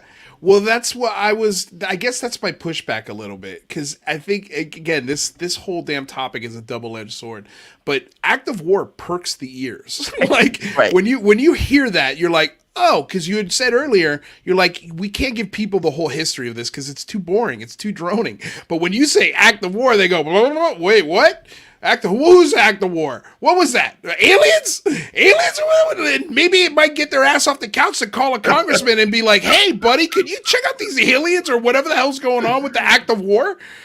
You know, because I think it is, like, it at the end, it by definition, because you said earlier, like, who is this? How is this an act of war on the planet? Is this an act of war on our government? Who is it an act of war on? And by definition, couldn't we say all of the above? Kinda. I mean, if we're gonna define it as humans, right? Maybe as an entity, they're just saying hello. Like shutting off a nuclear weapon might be like, "Hey, Jerry, what are you doing this weekend?" You know, don't blow yourself up. Yeah, don't blow yourself up. But it's, you know, but from a military man's perspective, they're like, what just shut off our nukes? Who? How? And so that label gets slapped on it because it seems kind of to fit, at least from a human perspective. Talking about that. He's talking about a bunch of drones buzzing ships. Right. That's what he's talking about. I mean, they're showing Jeremy Corbell's video where the Navy guys are like looking at the stuff buzzing the ships. Right. And they're like, wow, these things are buzzing the ships. And some apparently like went underwater and everything else. The Navy apparently didn't have the stuff in the guns to shoot them out the sky or anything else. And you have to ask yourself, like, this apparently was happening continuously. Yeah. And so at which point, or why, didn't the Navy consider this an issue? I mean, especially since this happened over multiple, apparently, I mean, according to some of the pilots, over the course of like a month or more. Yeah. I mean, based on when Dave Beatty came onto the show, he gave me these kind of notes and documentation from people who were basically records, like FOIA requests, that's giving them records. They were seeing this stuff for like a month at least. Yeah. So they never knocked it out of the sky. They never considered themselves under attack. Their Snoopy teams were out there taking records of this stuff. All right, fair enough. So at which point did any of these people, competent, rational, military men, none of them thought of it as an act of war? And yet, here is Ministry of Defense, Nick Pope. They're a potential act of war. My issue is the language. It's so hyperbolic. It's so over the top. And I understand this notion of, hey, it draws eyes. Do you really want to draw eyes like that? Right. Think about what I'm saying. This is not throwaway. This is not like, okay, this is a fart to win. He says it goes away. Thank you. It's Fox News. That's great. It's not that. It's not that anymore. This goes into people's minds. People hear it for the first time, and the perspective that people get when they first hear something is stuck. It's there. It's not going anywhere. And it takes like all hell to rip it from the people's perspective. And the perspective they're getting is Nick Pope, the indomitable Nick Pope. Yeah. Act of war. Potentially. I don't understand it's an act of war, but potentially. He doesn't even know what that is. They don't even know what that is. They don't even know what it is. Right. They don't even know what it is. Like, how do you know it? Like, the language is so hyperbolic. That's all. Like, I don't want, like, think about what we're saying for the moment. I know we pay attention to this issue a lot. And so we get details. We've been following it over the course of several years and everything else. So we have a certain point of view that's already somewhat entrenched when we're looking at Nick Pope say that. It doesn't shake us one way or the other. It's just like, oh, interesting. When other people see that, my issue is it's the first time. It's that first instance, that first perspective that people get when they're seeing that stuff. And there are going to be some people who look more into it. There are going to be some people who look at it as a throwaway. There are going to be other people who are like, holy shit. They're aliens attacking our ships. Could there also be a group of people that just take it more seriously? Yes, that could be. I mean, the catch becomes take it more seriously in what regard? Right. Yeah, go for it. No, I was just going to say I had a very similar reaction when I first heard it because for two reasons. One is the act of war and utilizing that to draw people into this topic, and I think that there are very few things that get the government's attention besides a threat, and so this threat narrative has been used for quite a while, and it's proving to be fairly effective. But the problem is, and I agree with you, I think the problem is when you use this sort of hyperbole, you're creating a scare. And these scare tactics, generally in history, that sort of process has generally not led to the best results. In addition, when Nick Pope was first brought on, he was introduced as an expert on basically extraterrestrials or UAPs. He was introduced as an expert, yet the first thing he said was, I don't really know what I'm looking at. In reference to the radar, he said, I don't know what I'm looking at. And then 20 seconds later, he's saying it's potentially an act of war.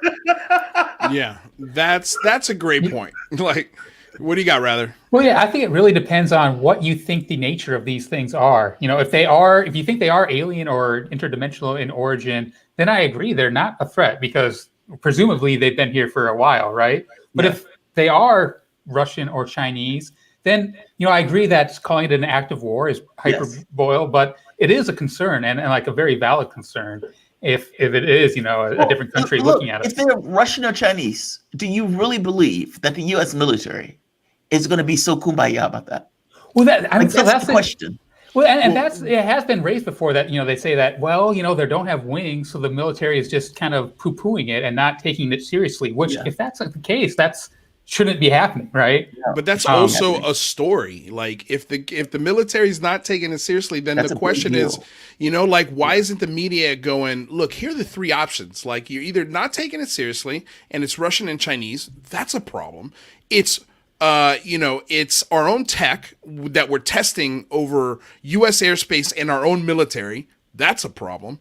And, the third possibility, this is extraterrestrial or interdimensional. Yeah. That's a problem. Like, I don't understand why the media doesn't understand that the three outcomes of whatever this is mind-blowing. Thank you. Like, it's paradigm shift. All three of those options are paradigm shifting. I'd say if it's aliens or interdimensional, it's not a problem. It's amazing, but it's not necessarily a problem. Well, and the other issue with this whole thing is this is one video of one radar incident of which we still don't know if they were UAPs. I think the government... It could still be drones. It could still... we don't know yet. We don't have enough evidence to say what these things are. And so to make any sort of assumptions is premature. This whole thing is premature.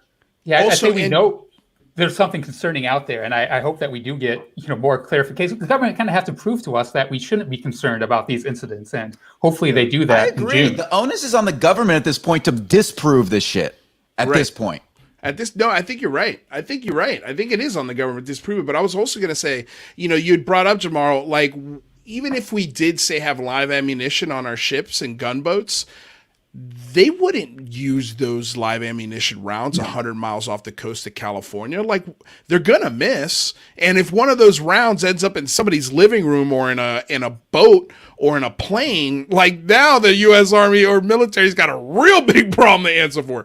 So that's one reason why they don't get shot out of the sky. The second reason also is that, let's say for a second, that they are drones. And that's the fact that some of these incursions, some of these cases are in fact Chinese, Russian, and Antarctic drones. That's fact. So instead of shooting them down, I think, and we talked about this, I think what's going on in some of these cases is that these sensitive ships, submarines, and fleets are shutting everything down and turning on every sensitive device that they've got to learn how these drones are collecting data on the most sensitive space on the planet. And they're learning how the enemy collects data. That's data. That's valuable. Whether it's also, a problem, but now they know what to look for next time it happens, or if something strange pops up on the radar, they've got a signature to it now. Yeah. So these are all data collecting things. So I just wanted to point that out. Yeah, I totally understand. I mean, look, the Pope thing. I like Pope, right? We all love Pope. I paid attention to Pope for God knows how long. So it's not that. I guess my feeling is, it's this. I think this feeling of responsibility in a weird way. Yeah. It's my thought is I watch how publics are influenced and pushed one way or the other. Just in general, like, story comes out, intel gives or leaks something to a reporter. The reporter goes out and the reporter reports it. Right. Now, how much of emphasis has been placed on that sensitive document? Probably not much at all, but it doesn't really matter. The reporter is still leaking the information. Right. The public has a reaction. The media space has a reaction, etc. And so what does that mean for the UFO issue when everything is black? Like, there's no independent secondary cooperation to information. And all you get is all you get. The media puts out something and the public moves based on how the media reports the story. And I don't want the menacing alien story. Right. When I had Stephen Bassett on the show, I was asking him about that. And he was like, look, it doesn't seem like that's where it's going. He said, but if it did go that way, yes, I would have great problems with it. All right, here we are. Fox News. Fox News is one of the main viewing stations in the United States. It's appalling to say that, but it's true. And they've had more UFO content than any other channel. Like, it's astonishing. Yeah. And it kills me that that's true, but it's true. And so it's like, so now Fox News, that usually scares its audience under normal circumstances, is now scaring its audience with something else. Yeah, that's a problem. It should be something that matters more. Anything that matters more, regardless of the other stuff, should be, okay, let's at the very least not try to scare the shit out the public. Right. Starting off when they right. I think you make a great point, but if there was one group of people for Fox News to whip into a fervor against, it's better aliens than immigrants or something else, right? Right. Yeah. Well, no, that's true. Let me ask you this. If you had a situation where Earth unites, but it unites under this notion that aliens are horrible, meaning we have a fascist government that loves humanity, loves it entirely, where poverty is abolished, where homelessness, all this stuff gone. Yeah. However, hates anything that even comes near this planet. Is that a fair trade-off? Yeah, I'd say no. Watch District 9, right? Yeah. Right. It's a good question, man. That is a fantastic question. Is it worth it? Oof. That's the same kind of question I had when North Korea and South Korea had some serious peace trade talks. I started asking myself, I'm like, damn, is 4 years of Donald Trump worth peace between North and South Korea? And I'm like, I'm kind of like, yeah, it is, I think, a little bit, like that's a part of the world that has had some massive suffering. Like, and if that mending of the fence maybe helps some of that. And by the way, think about what happened at the time. You had leaks coming out from media that basically said Kim Jong-un is building missile silos. Kim Jong-un is doing this. Kim Jong-un is doing that. All of those things were meant to stop Donald Trump from doing that very specific thing. Same thing with Afghanistan. Donald Trump says, all right, we're pulling out of Afghanistan. Here's the leak that says that the Russians are paying the Afghanistan Taliban to kill Americans, something that they would do without any payment. I mean, it's stuff like that. That's the stuff that freaks me out about this issue. Where because you can't see what's going on, it's stuff that comes in and people overreact to it. I would say I 100% agree with you, man. Nick Pope is smart enough and has a grasp of this topic enough to come on a station like that, and I feel like he could perk those ears in the exact same way without ever having to mention that. And I think that's the biggest point. Have you considered the idea that maybe Nick is like trying to be a Trojan horse in this, and he's going on this media and saying using this hyperbolic language in order to catch the ears of the U.S. government so that they'll contract him to work for them on this issue, and that's so dark. In so doing, That's so dark. I don't want to think about. Oh man, I don't want to think about Nick Pope like that. I've thought about all that stuff. I thought about because every in the world, it's like you have 5 UFO people that you could bring on Fox News. 5 people. Yeah. And one guy says potentially an act of war. That's our guy. That's our guy right there. Now that gives eyes, that gives attention, that gives, hey, who's this Nick Pope guy? And maybe we can find that guy's book. It gets all of that. So it's like the incentive is like built into the process. The government contractor thing. Hey, who knows? Who the hell knows? All of this stuff it is such a weird subject to me to be talking about. Like I feel like Nick Pope's getting a little too old for government contracting work. He lives in Phoenix. Dude, he is so retired, it's not even funny. I mean, did you see this political thing they did with him? He just looks like he moved to Phoenix to retire, and like that's where he's going to end everything is Phoenix. Well, the thing is, though, I don't think Nick Pope or any of us ever expected the UFO stuff to kick off like this. Right. Yeah. It's wild. So Nick Pope, I mean, if somebody was joking about John Cena, I had a nurse that was joking about John Cena because it was like, oh, John Cena, this tough guy, he just got bent over by China, just got ripped in half. Yeah. And I said, if somebody said 30% of your wealth is going to go up in smoke, otherwise you need to apologize, and in that language, what would you do? Well, what was the same thing true with Pope, right? Right. If it's like, hey, there's a contract that's going to give you X amount. Will you come back into the industry? Hell yeah. Hell yeah. I mean, he's not going to be digging ditches. Right. No, you're right. You're definitely right on that. No, that's for sure. I don't think that. Like, I don't know if that's the case. I don't think that. I don't want to. That's interesting. But I'm just saying, would something like that draw you out of retirement when there's this kind of unexpected radical shift in an issue that you've been dedicating your life to for the last 30 years? That's a great counterpoint. Oh, That's a great counterpoint. It's true, man. This is why I love Jamar, man. Like, right. And I love this dude. And I was trying to give the benefit of the doubt to Nick, and so it's not just job hunting. Maybe he actually wants to do good, but he's trying to get the attention of the Pentagon. Maybe. Well, also when Lou was on our show, like the verbiage, right? Like, well, Sean K. I bring this quote up all the time because it's such an awesome quote. When Sean Cahill says, "If you're going to talk to me about ice cream, I want to hear about it from Ben and Jerry's. If you want to talk to me about military spending, I want a general or someone in the military telling me what the hell's going on."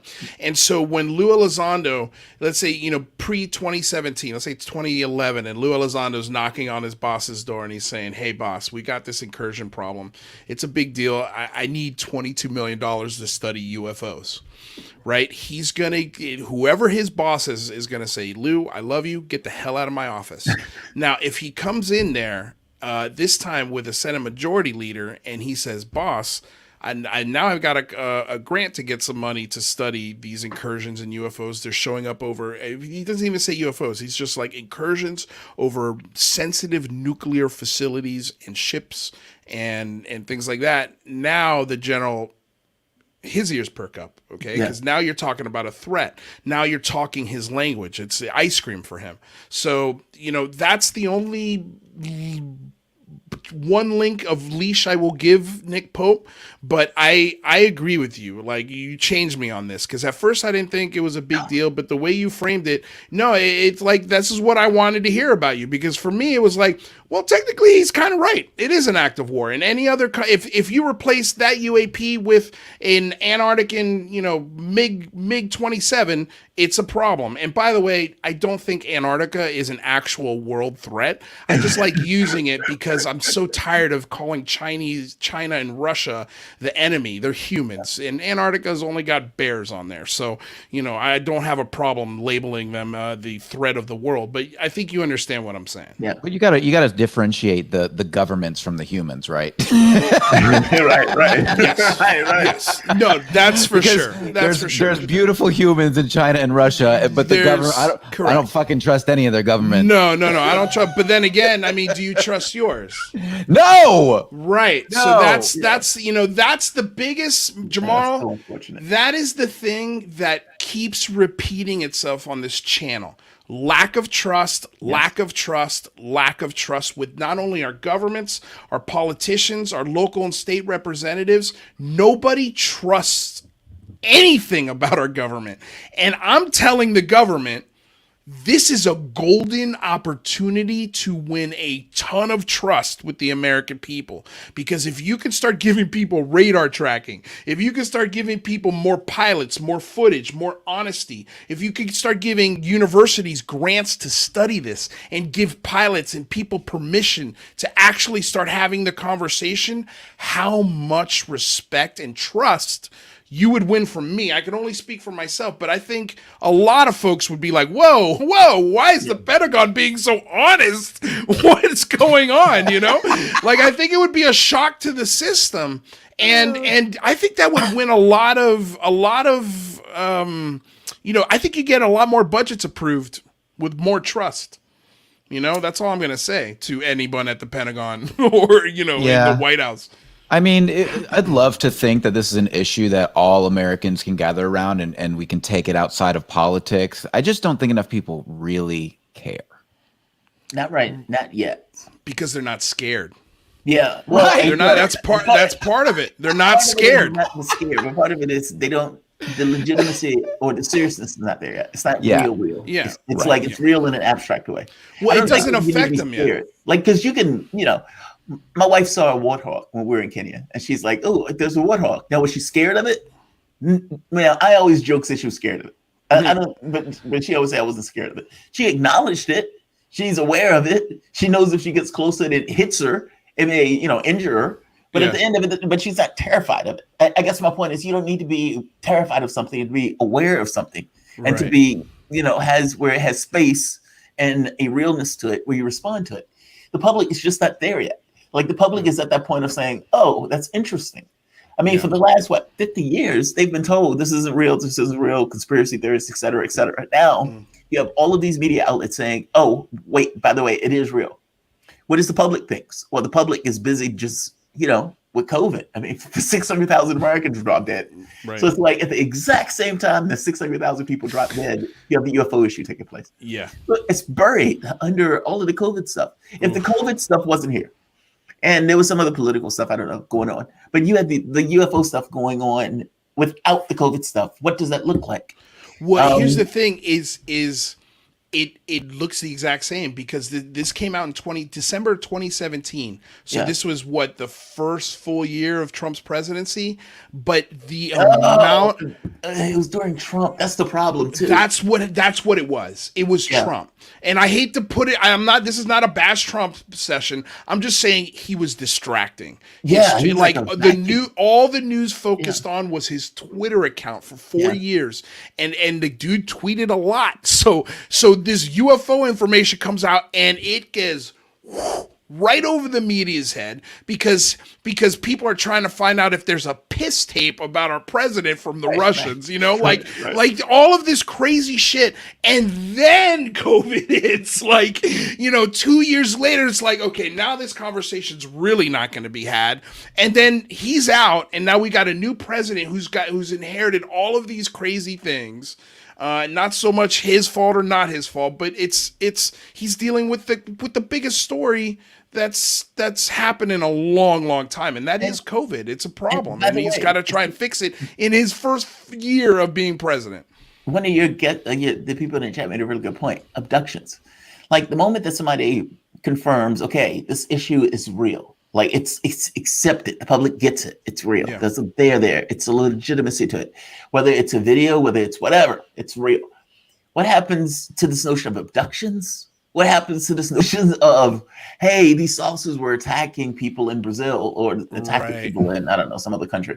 Like, that stuff gets how do you thread that, if that makes sense, without your public freaking out? I am really, look, before I started doing a political channel, I was one of those people that was just more into the let it out, it should be out. That information should be released to the public, period. Once I started doing the political thing, it became like, yeah, maybe, yes-ish. Because I'm more critical of behavior in regards to the way I think the information is going to be appropriated and used. I don't have trust in the political actors to kind of steward this in this kind of non-political, all right, let's not try to start a war. Let's not try to use information for military purposes. Let's just try. I don't have this kind of trust that that's going to take place. Maybe in the beginning, you might have people who rise above their natures and that stuff. But at some point, it's going to be like, oh, aliens, oh, news. What can I make out of this? Yeah. That part real quick, $10 super sticker from Lisa Garlano. Thank you so much, my lady. We really appreciate the support around here. Of course, every dollar you send keeps me an hour out of that Uber that I got to drive every day. So we appreciate it. Well, Jarmarl, we've kept you way over the 20 or 30 minutes I asked you to come hang out with us. We were going to review this press briefing video that happened last week. We just missed it. If you got to go, you're more than welcome. If you want to stick around, you're more than welcome to hang as well. I mean, we've only got 10 more minutes in the show. Oh, you mean with Jen Psaki, where they asked her about it, and Jen Psaki kind of like, "Oh yeah," would kind of dismissively. Yeah, I raged out at that. I raged out at her video and Joe Biden's video. Yeah, because honestly, look, at the end of the day, let's say I am entirely wrong. Let's say I'm just out of my gourd because I think that there is something that is in our skies. I mean, we have a rover on Mars, but what the hell do I know that something else may be able to get here? I mean, that you're still stuck with the reality of stuff that you have to reconcile. There's something in your skies that you don't know what is. Period. There's something flying across our sensitive military installations and our equipment that you don't know what it is. And at the end of the day, the public deserves an explanation. Now, that is either Russia or China, or that is either us. If it's not, meaning if you want to take this notion of alien visitation off the table, then you're stuck with it's either us or it's not us. But you have to acknowledge that it's something. Meaning you can't take the idea that it's swamp gas. It's not that. These guys are describing tech. Fair enough. They're describing tech. Now, you as Joe Biden need to explain to the American public that there is a secret space program that is running parallel with our own program that is just blowing out the current program away. You need to explain that. And by the way, Elizondo may be knocking his head on that accidentally because he doesn't believe that stuff exists. So it could be that. Or it could be, hey, there's this kind of leapfrog technology that is taking place. But you need to explain it to the American public one way or the other if you want to take aliens off the table. Look, I'm fine with you taking aliens off the table. You need to explain that, though. And you can't take that as, oh, we're just going to giggle this off the stage. Yeah, you're well beyond that. You're well beyond that. DNI Ratcliffe, you have Rubio, you have all of these people who are looking at the stuff behind the scenes saying, yes, there's classified stuff. I can't tell you what the stuff is, but yes, there's a lot of stuff here. You've had Elizondo saying, yes, there's more clarity of videos and everything else. Yes, I know it. There's more here. And I'm not telling you stuff that I don't necessarily have stuff to back that up. And so you get this kind of weird situation where how is the president of the United States blowing off a question about something that is of dramatic national security importance? And how's the media basically letting that slide? So I'm glad Psaki got the question in, but no, they shouldn't have let her slide on having a follow up to that. Yeah, that's my take on that. Well, I mean, the cool thing is, though, and this is what I am going to take away from it, and I agree with everything you just said. There was a follow up question. You know, like was there not a follow up question? Did I see that wrong? I thought there was the initial question she was going to ask about the UFOs, and then she answered, and then there was a follow up question to it. It was pretty much the same question. She was just pressing her. Yeah. She was pressing her, but I mean, the thing that I took away was, oh wow, there's a follow up question to this first question. That's kind of cool, and there is a little bit of a press. Of course, the answer was terrible. You know, it's not the answer we wanted, but I'm happy to see that we're in the day and age where we're in the press briefing and we're actually getting a pressing and a question about UFOs with especially all that's happening in the world right now. To me, that was the most impressive part. This is what I gave me a lot of hope. This is what I promise you. When I get to the press briefing, because at some point I'm going to get my press pass, and I'm going to be sitting there and I'm going to mention UFO Twitter. Yeah. And I'm going to ask that question, basically saying, look, this is something that is pressing that needs to take place. You guys need to, I'm going to press that question like nobody's business, because I do think it's a big deal. Like, it's either us or it's not us. It's one or the other. I was frustrated because the reporter was kind of giggling when she asked that answer, right? Like, you would ask it in a much more serious tone, I bet. Well, but here's the thing. I'm okay. I can utterly scornful and disdainful. That's where I'm going to be. But here's That's the thing: is I can give her a little leeway, the reporter, on that. Screw that. Because look, listen. If no, but hold on a second. But wait. I'm just trying to put myself in her shoes. If she's been, say, working in that Corps for a while, it took her a long time to get that pass. She's worked her ass off for it, and she's trying to ask a weird question. I think to break the tension, the best thing you could do is go, so buddy. I kind of wanted to ask, now you, on the other hand, you get your press pass. I feel like day one, this is going to be the question, First question. This is day one. This is day one, so you set the standard. It is a big deal. I agree with you. I agree with you. Look, I want somebody like you in that press room, Jarmarl. Like, you would be the perfect person to lead that charge. And I promise you, once Jarmarl Thomas frames the question in that room the way I think he's going to frame it, I think you're talking about ears perking. Every other reporter in that room is going to go, who the hell was that? Man, they can laugh all they want to. No, they're not going to laugh. They're going to go, oh, that's a great question.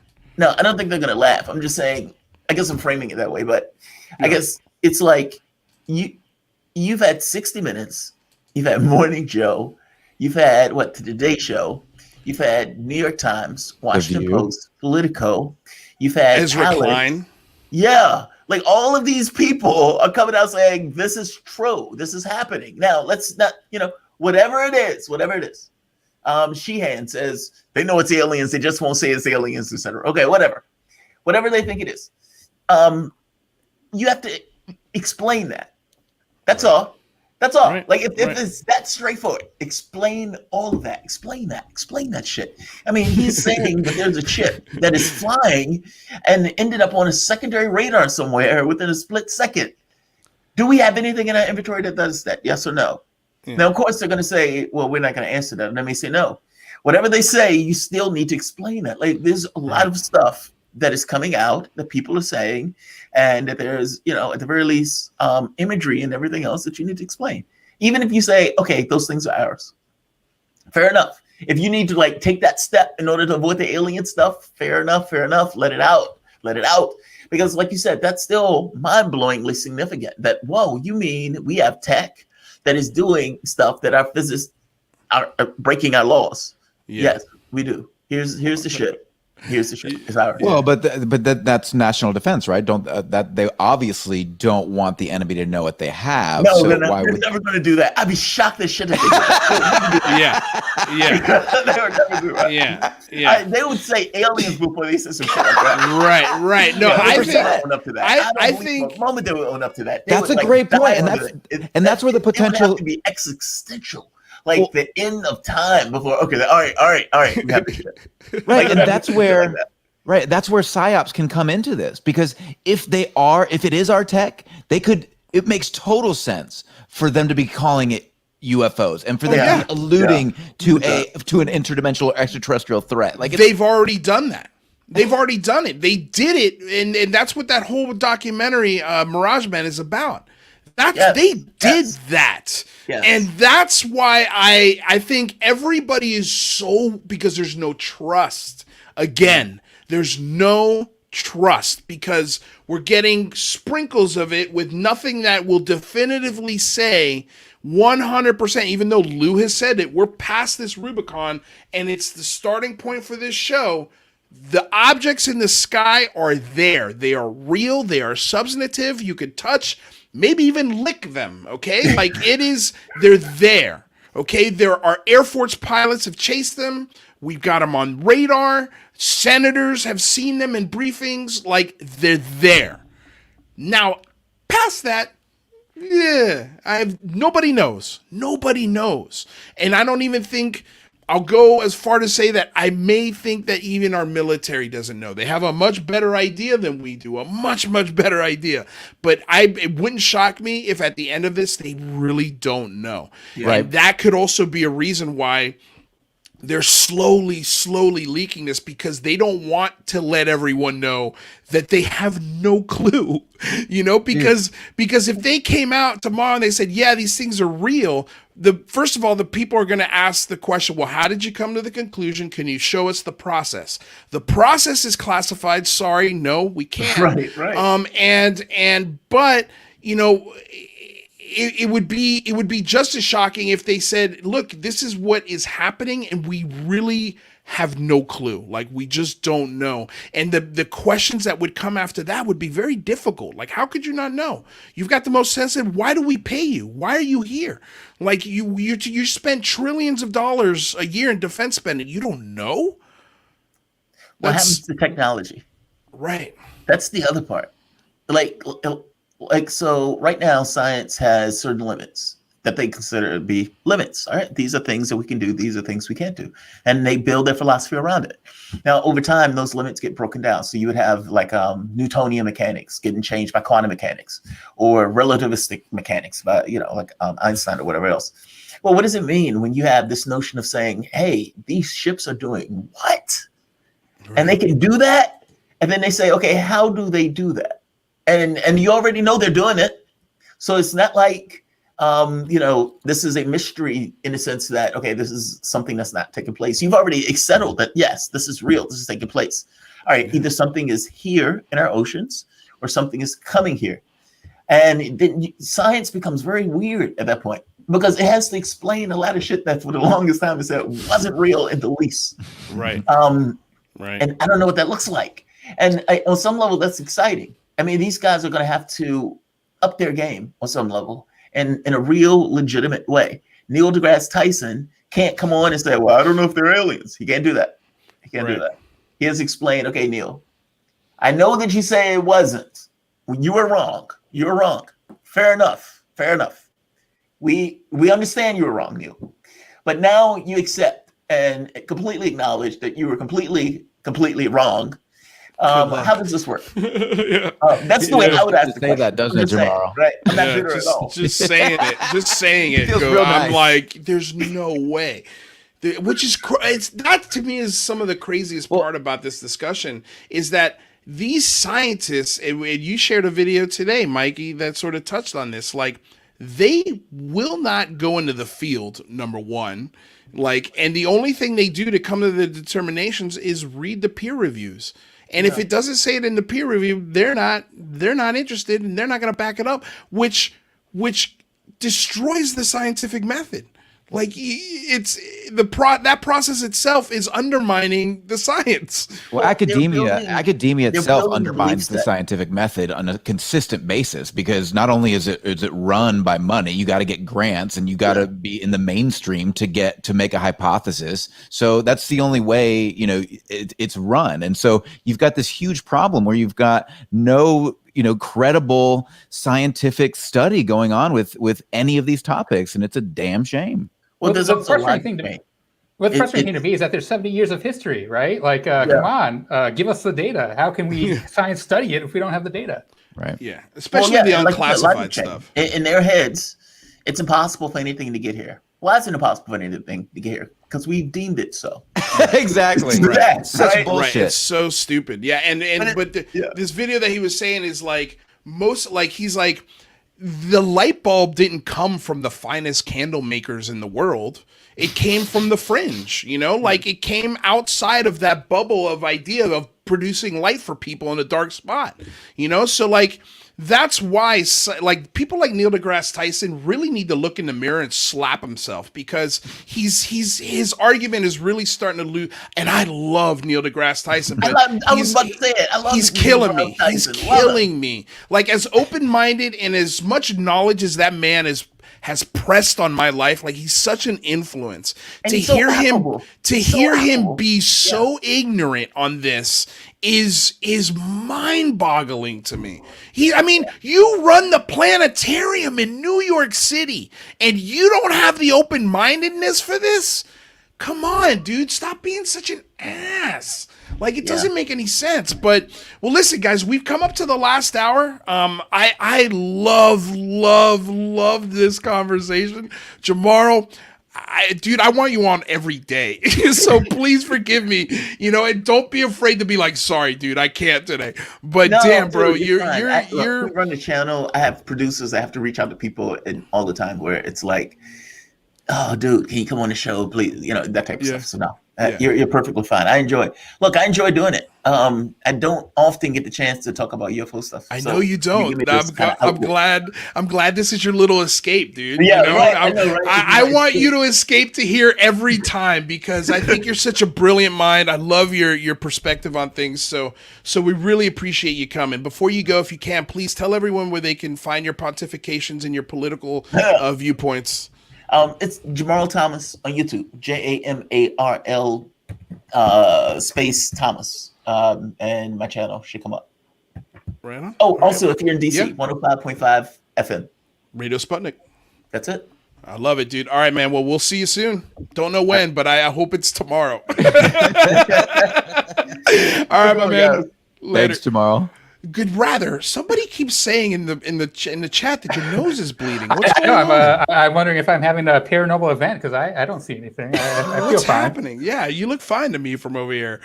Do you want to check? It might be an alternate dimension. I don't know. Yeah. Rather, are you doing illicit drugs on this stream? Is that what you're doing backstage while you're sitting there putting up these chats? Diet Coke, no sugar. A little Coke Zero. All right, my dude. Well, hey, man, thanks for helping us out with the show today. You've been a gem today, as always. And please tell everyone what you're talking about today or this week on your channel. Do you have any new videos coming this week, or are you working on Friday something? That I'd have a video on time crystals out, and that should be probably tonight. I'm finishing up the editing on that. So look up Rather Be Squidding and check me out. Some cool stuff there. All right, my man. Well, thanks for being here, my friend. Great time. Oh, always a good time. Hey, can you start the music for me? Can do. You're a sexy man. Thank you. See ya. Woo! Man, that was a fun show, Michael. Dude, it was a fantastic show, and I love having Jarmarl on. I loved having Greenstreet on. And for those of you who want to hear more from Greenstreet, he's actually doing an interview tomorrow on Witness Citizen. So make sure that YouTube channel, you go check that out. Witness Citizen Greenstreet will be being interviewed there tomorrow. Jarmarl's amazing. Rather Be Squidding's amazing. Jazz is amazing. I mean, the friends of this show, and it just keeps growing. And if you guys who are listening, watching, have ideas of people that you think would be amazing for this show to be a panel guest, make sure you let us know. If you think you know people who would be amazing for the Singularity Lab that have an amazing feel for breaking technology, breaking science, please shoot them over to me. Let us know. Talk to us, because we're here to make this show better for you, and you can help us do that. Yeah, absolutely. And guys, thank you so much again for all the super chats that the super stickers you sent in the chat below. Honestly, it helps support the channel. Like, we're able to bring you content every day because you guys are so generous in the super chats, and also with the Patreon. Check out the links below. If you don't know what Patreon is, it's tier levels of monthly support that you can pledge to the channel, so we could use those funds to free our time up to do more research, get more guests, talk, do all the things that need to get done to make sure that this show ends up in front of your face every day at 4 o'clock from 4 p.m. to 6 p.m. Pacific Standard Time, and on Fridays 1 p.m. to 3 p.m. So, we love doing this show for you guys. I cannot express to you the support, the love, the likes, the shares, all of that stuff helps us. You do not need to be a Patreon to enjoy every second of the content that we produce. We do not put anything behind paywalls. We don't release things early. We don't do any of that stuff through Patreon. There's no extra access. You're doing it because you love the show, because you could buy us a cup of coffee, because you could buy us a Netflix subscription, because you've got the guts and you want to support the show for the rest of time. Check out the You Have the Guts tier. It's a $500,000 a month tier. I know it sounds crazy, but who knows? Maybe you do have the guts. So I appreciate you guys stopping by, coming aboard, getting weird with us here on another episode of the Unidentified Celebrity Review, your home for credible news, reviews, and commentary on everything UFOs and UAPs. My name's Luis Jimenez. That is Michael Mataluni. Before we go, we want to say thank you to the sponsor, BlueMarlinChronicles.com, purveyors of the world's finest fishing tackle since 1995. Want to say thank you to the DOS Tapes. They are the tunes that you hear. They provide all of the music for the show. Check out their Bandcamp link. It is also in the description below. They've got a new album coming out. Cannot wait. We're going to have Kevin Ignatius and his brother Mark come by and maybe do some live songs. That would be dope. Let's see if we can make that happen. Other than that, check out our show Wednesday with Ralph Blumenthal, New York Times. We're also doing our Skinwalker review show, episode 5 with UFO Jane and Cristina Gomez. And then we've got on Friday, we've got Daniel Otis from Vice Magazine, and he's going to come in and tell us all about Canadian incursions with airlines and the military, Canadian military. He's also got a new article dropping this week, which hasn't been released yet, so I can't wait to talk about that as well. Other than that, thank you guys so damn much. What do you got, Mikey? Well, I just want to remind people, if you want to hang out with Luis and me tomorrow and an amazing panel, and you want to go down the wormhole, make sure you click the link in the description. My Linktree, it says Michael Mataluni. Click that Linktree.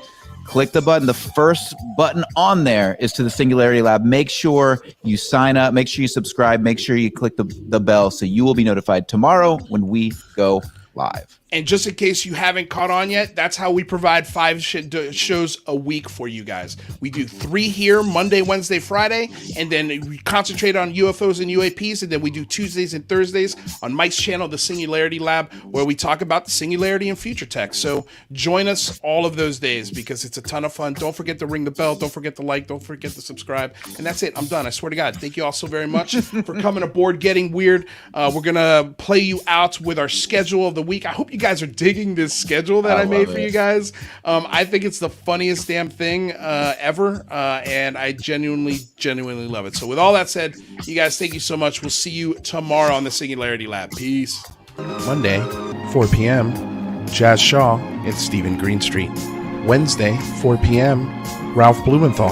5 p.m., Skinwalker Review and Friends. On Friday, journalist Daniel Otis from Vice News Magazine. Tuesday, 4 p.m. on the Singularity Lab, Down the Wormhole. Thursday at 4 p.m., Space Robots. Come aboard and get weird on the Unidentified Celebrity Review.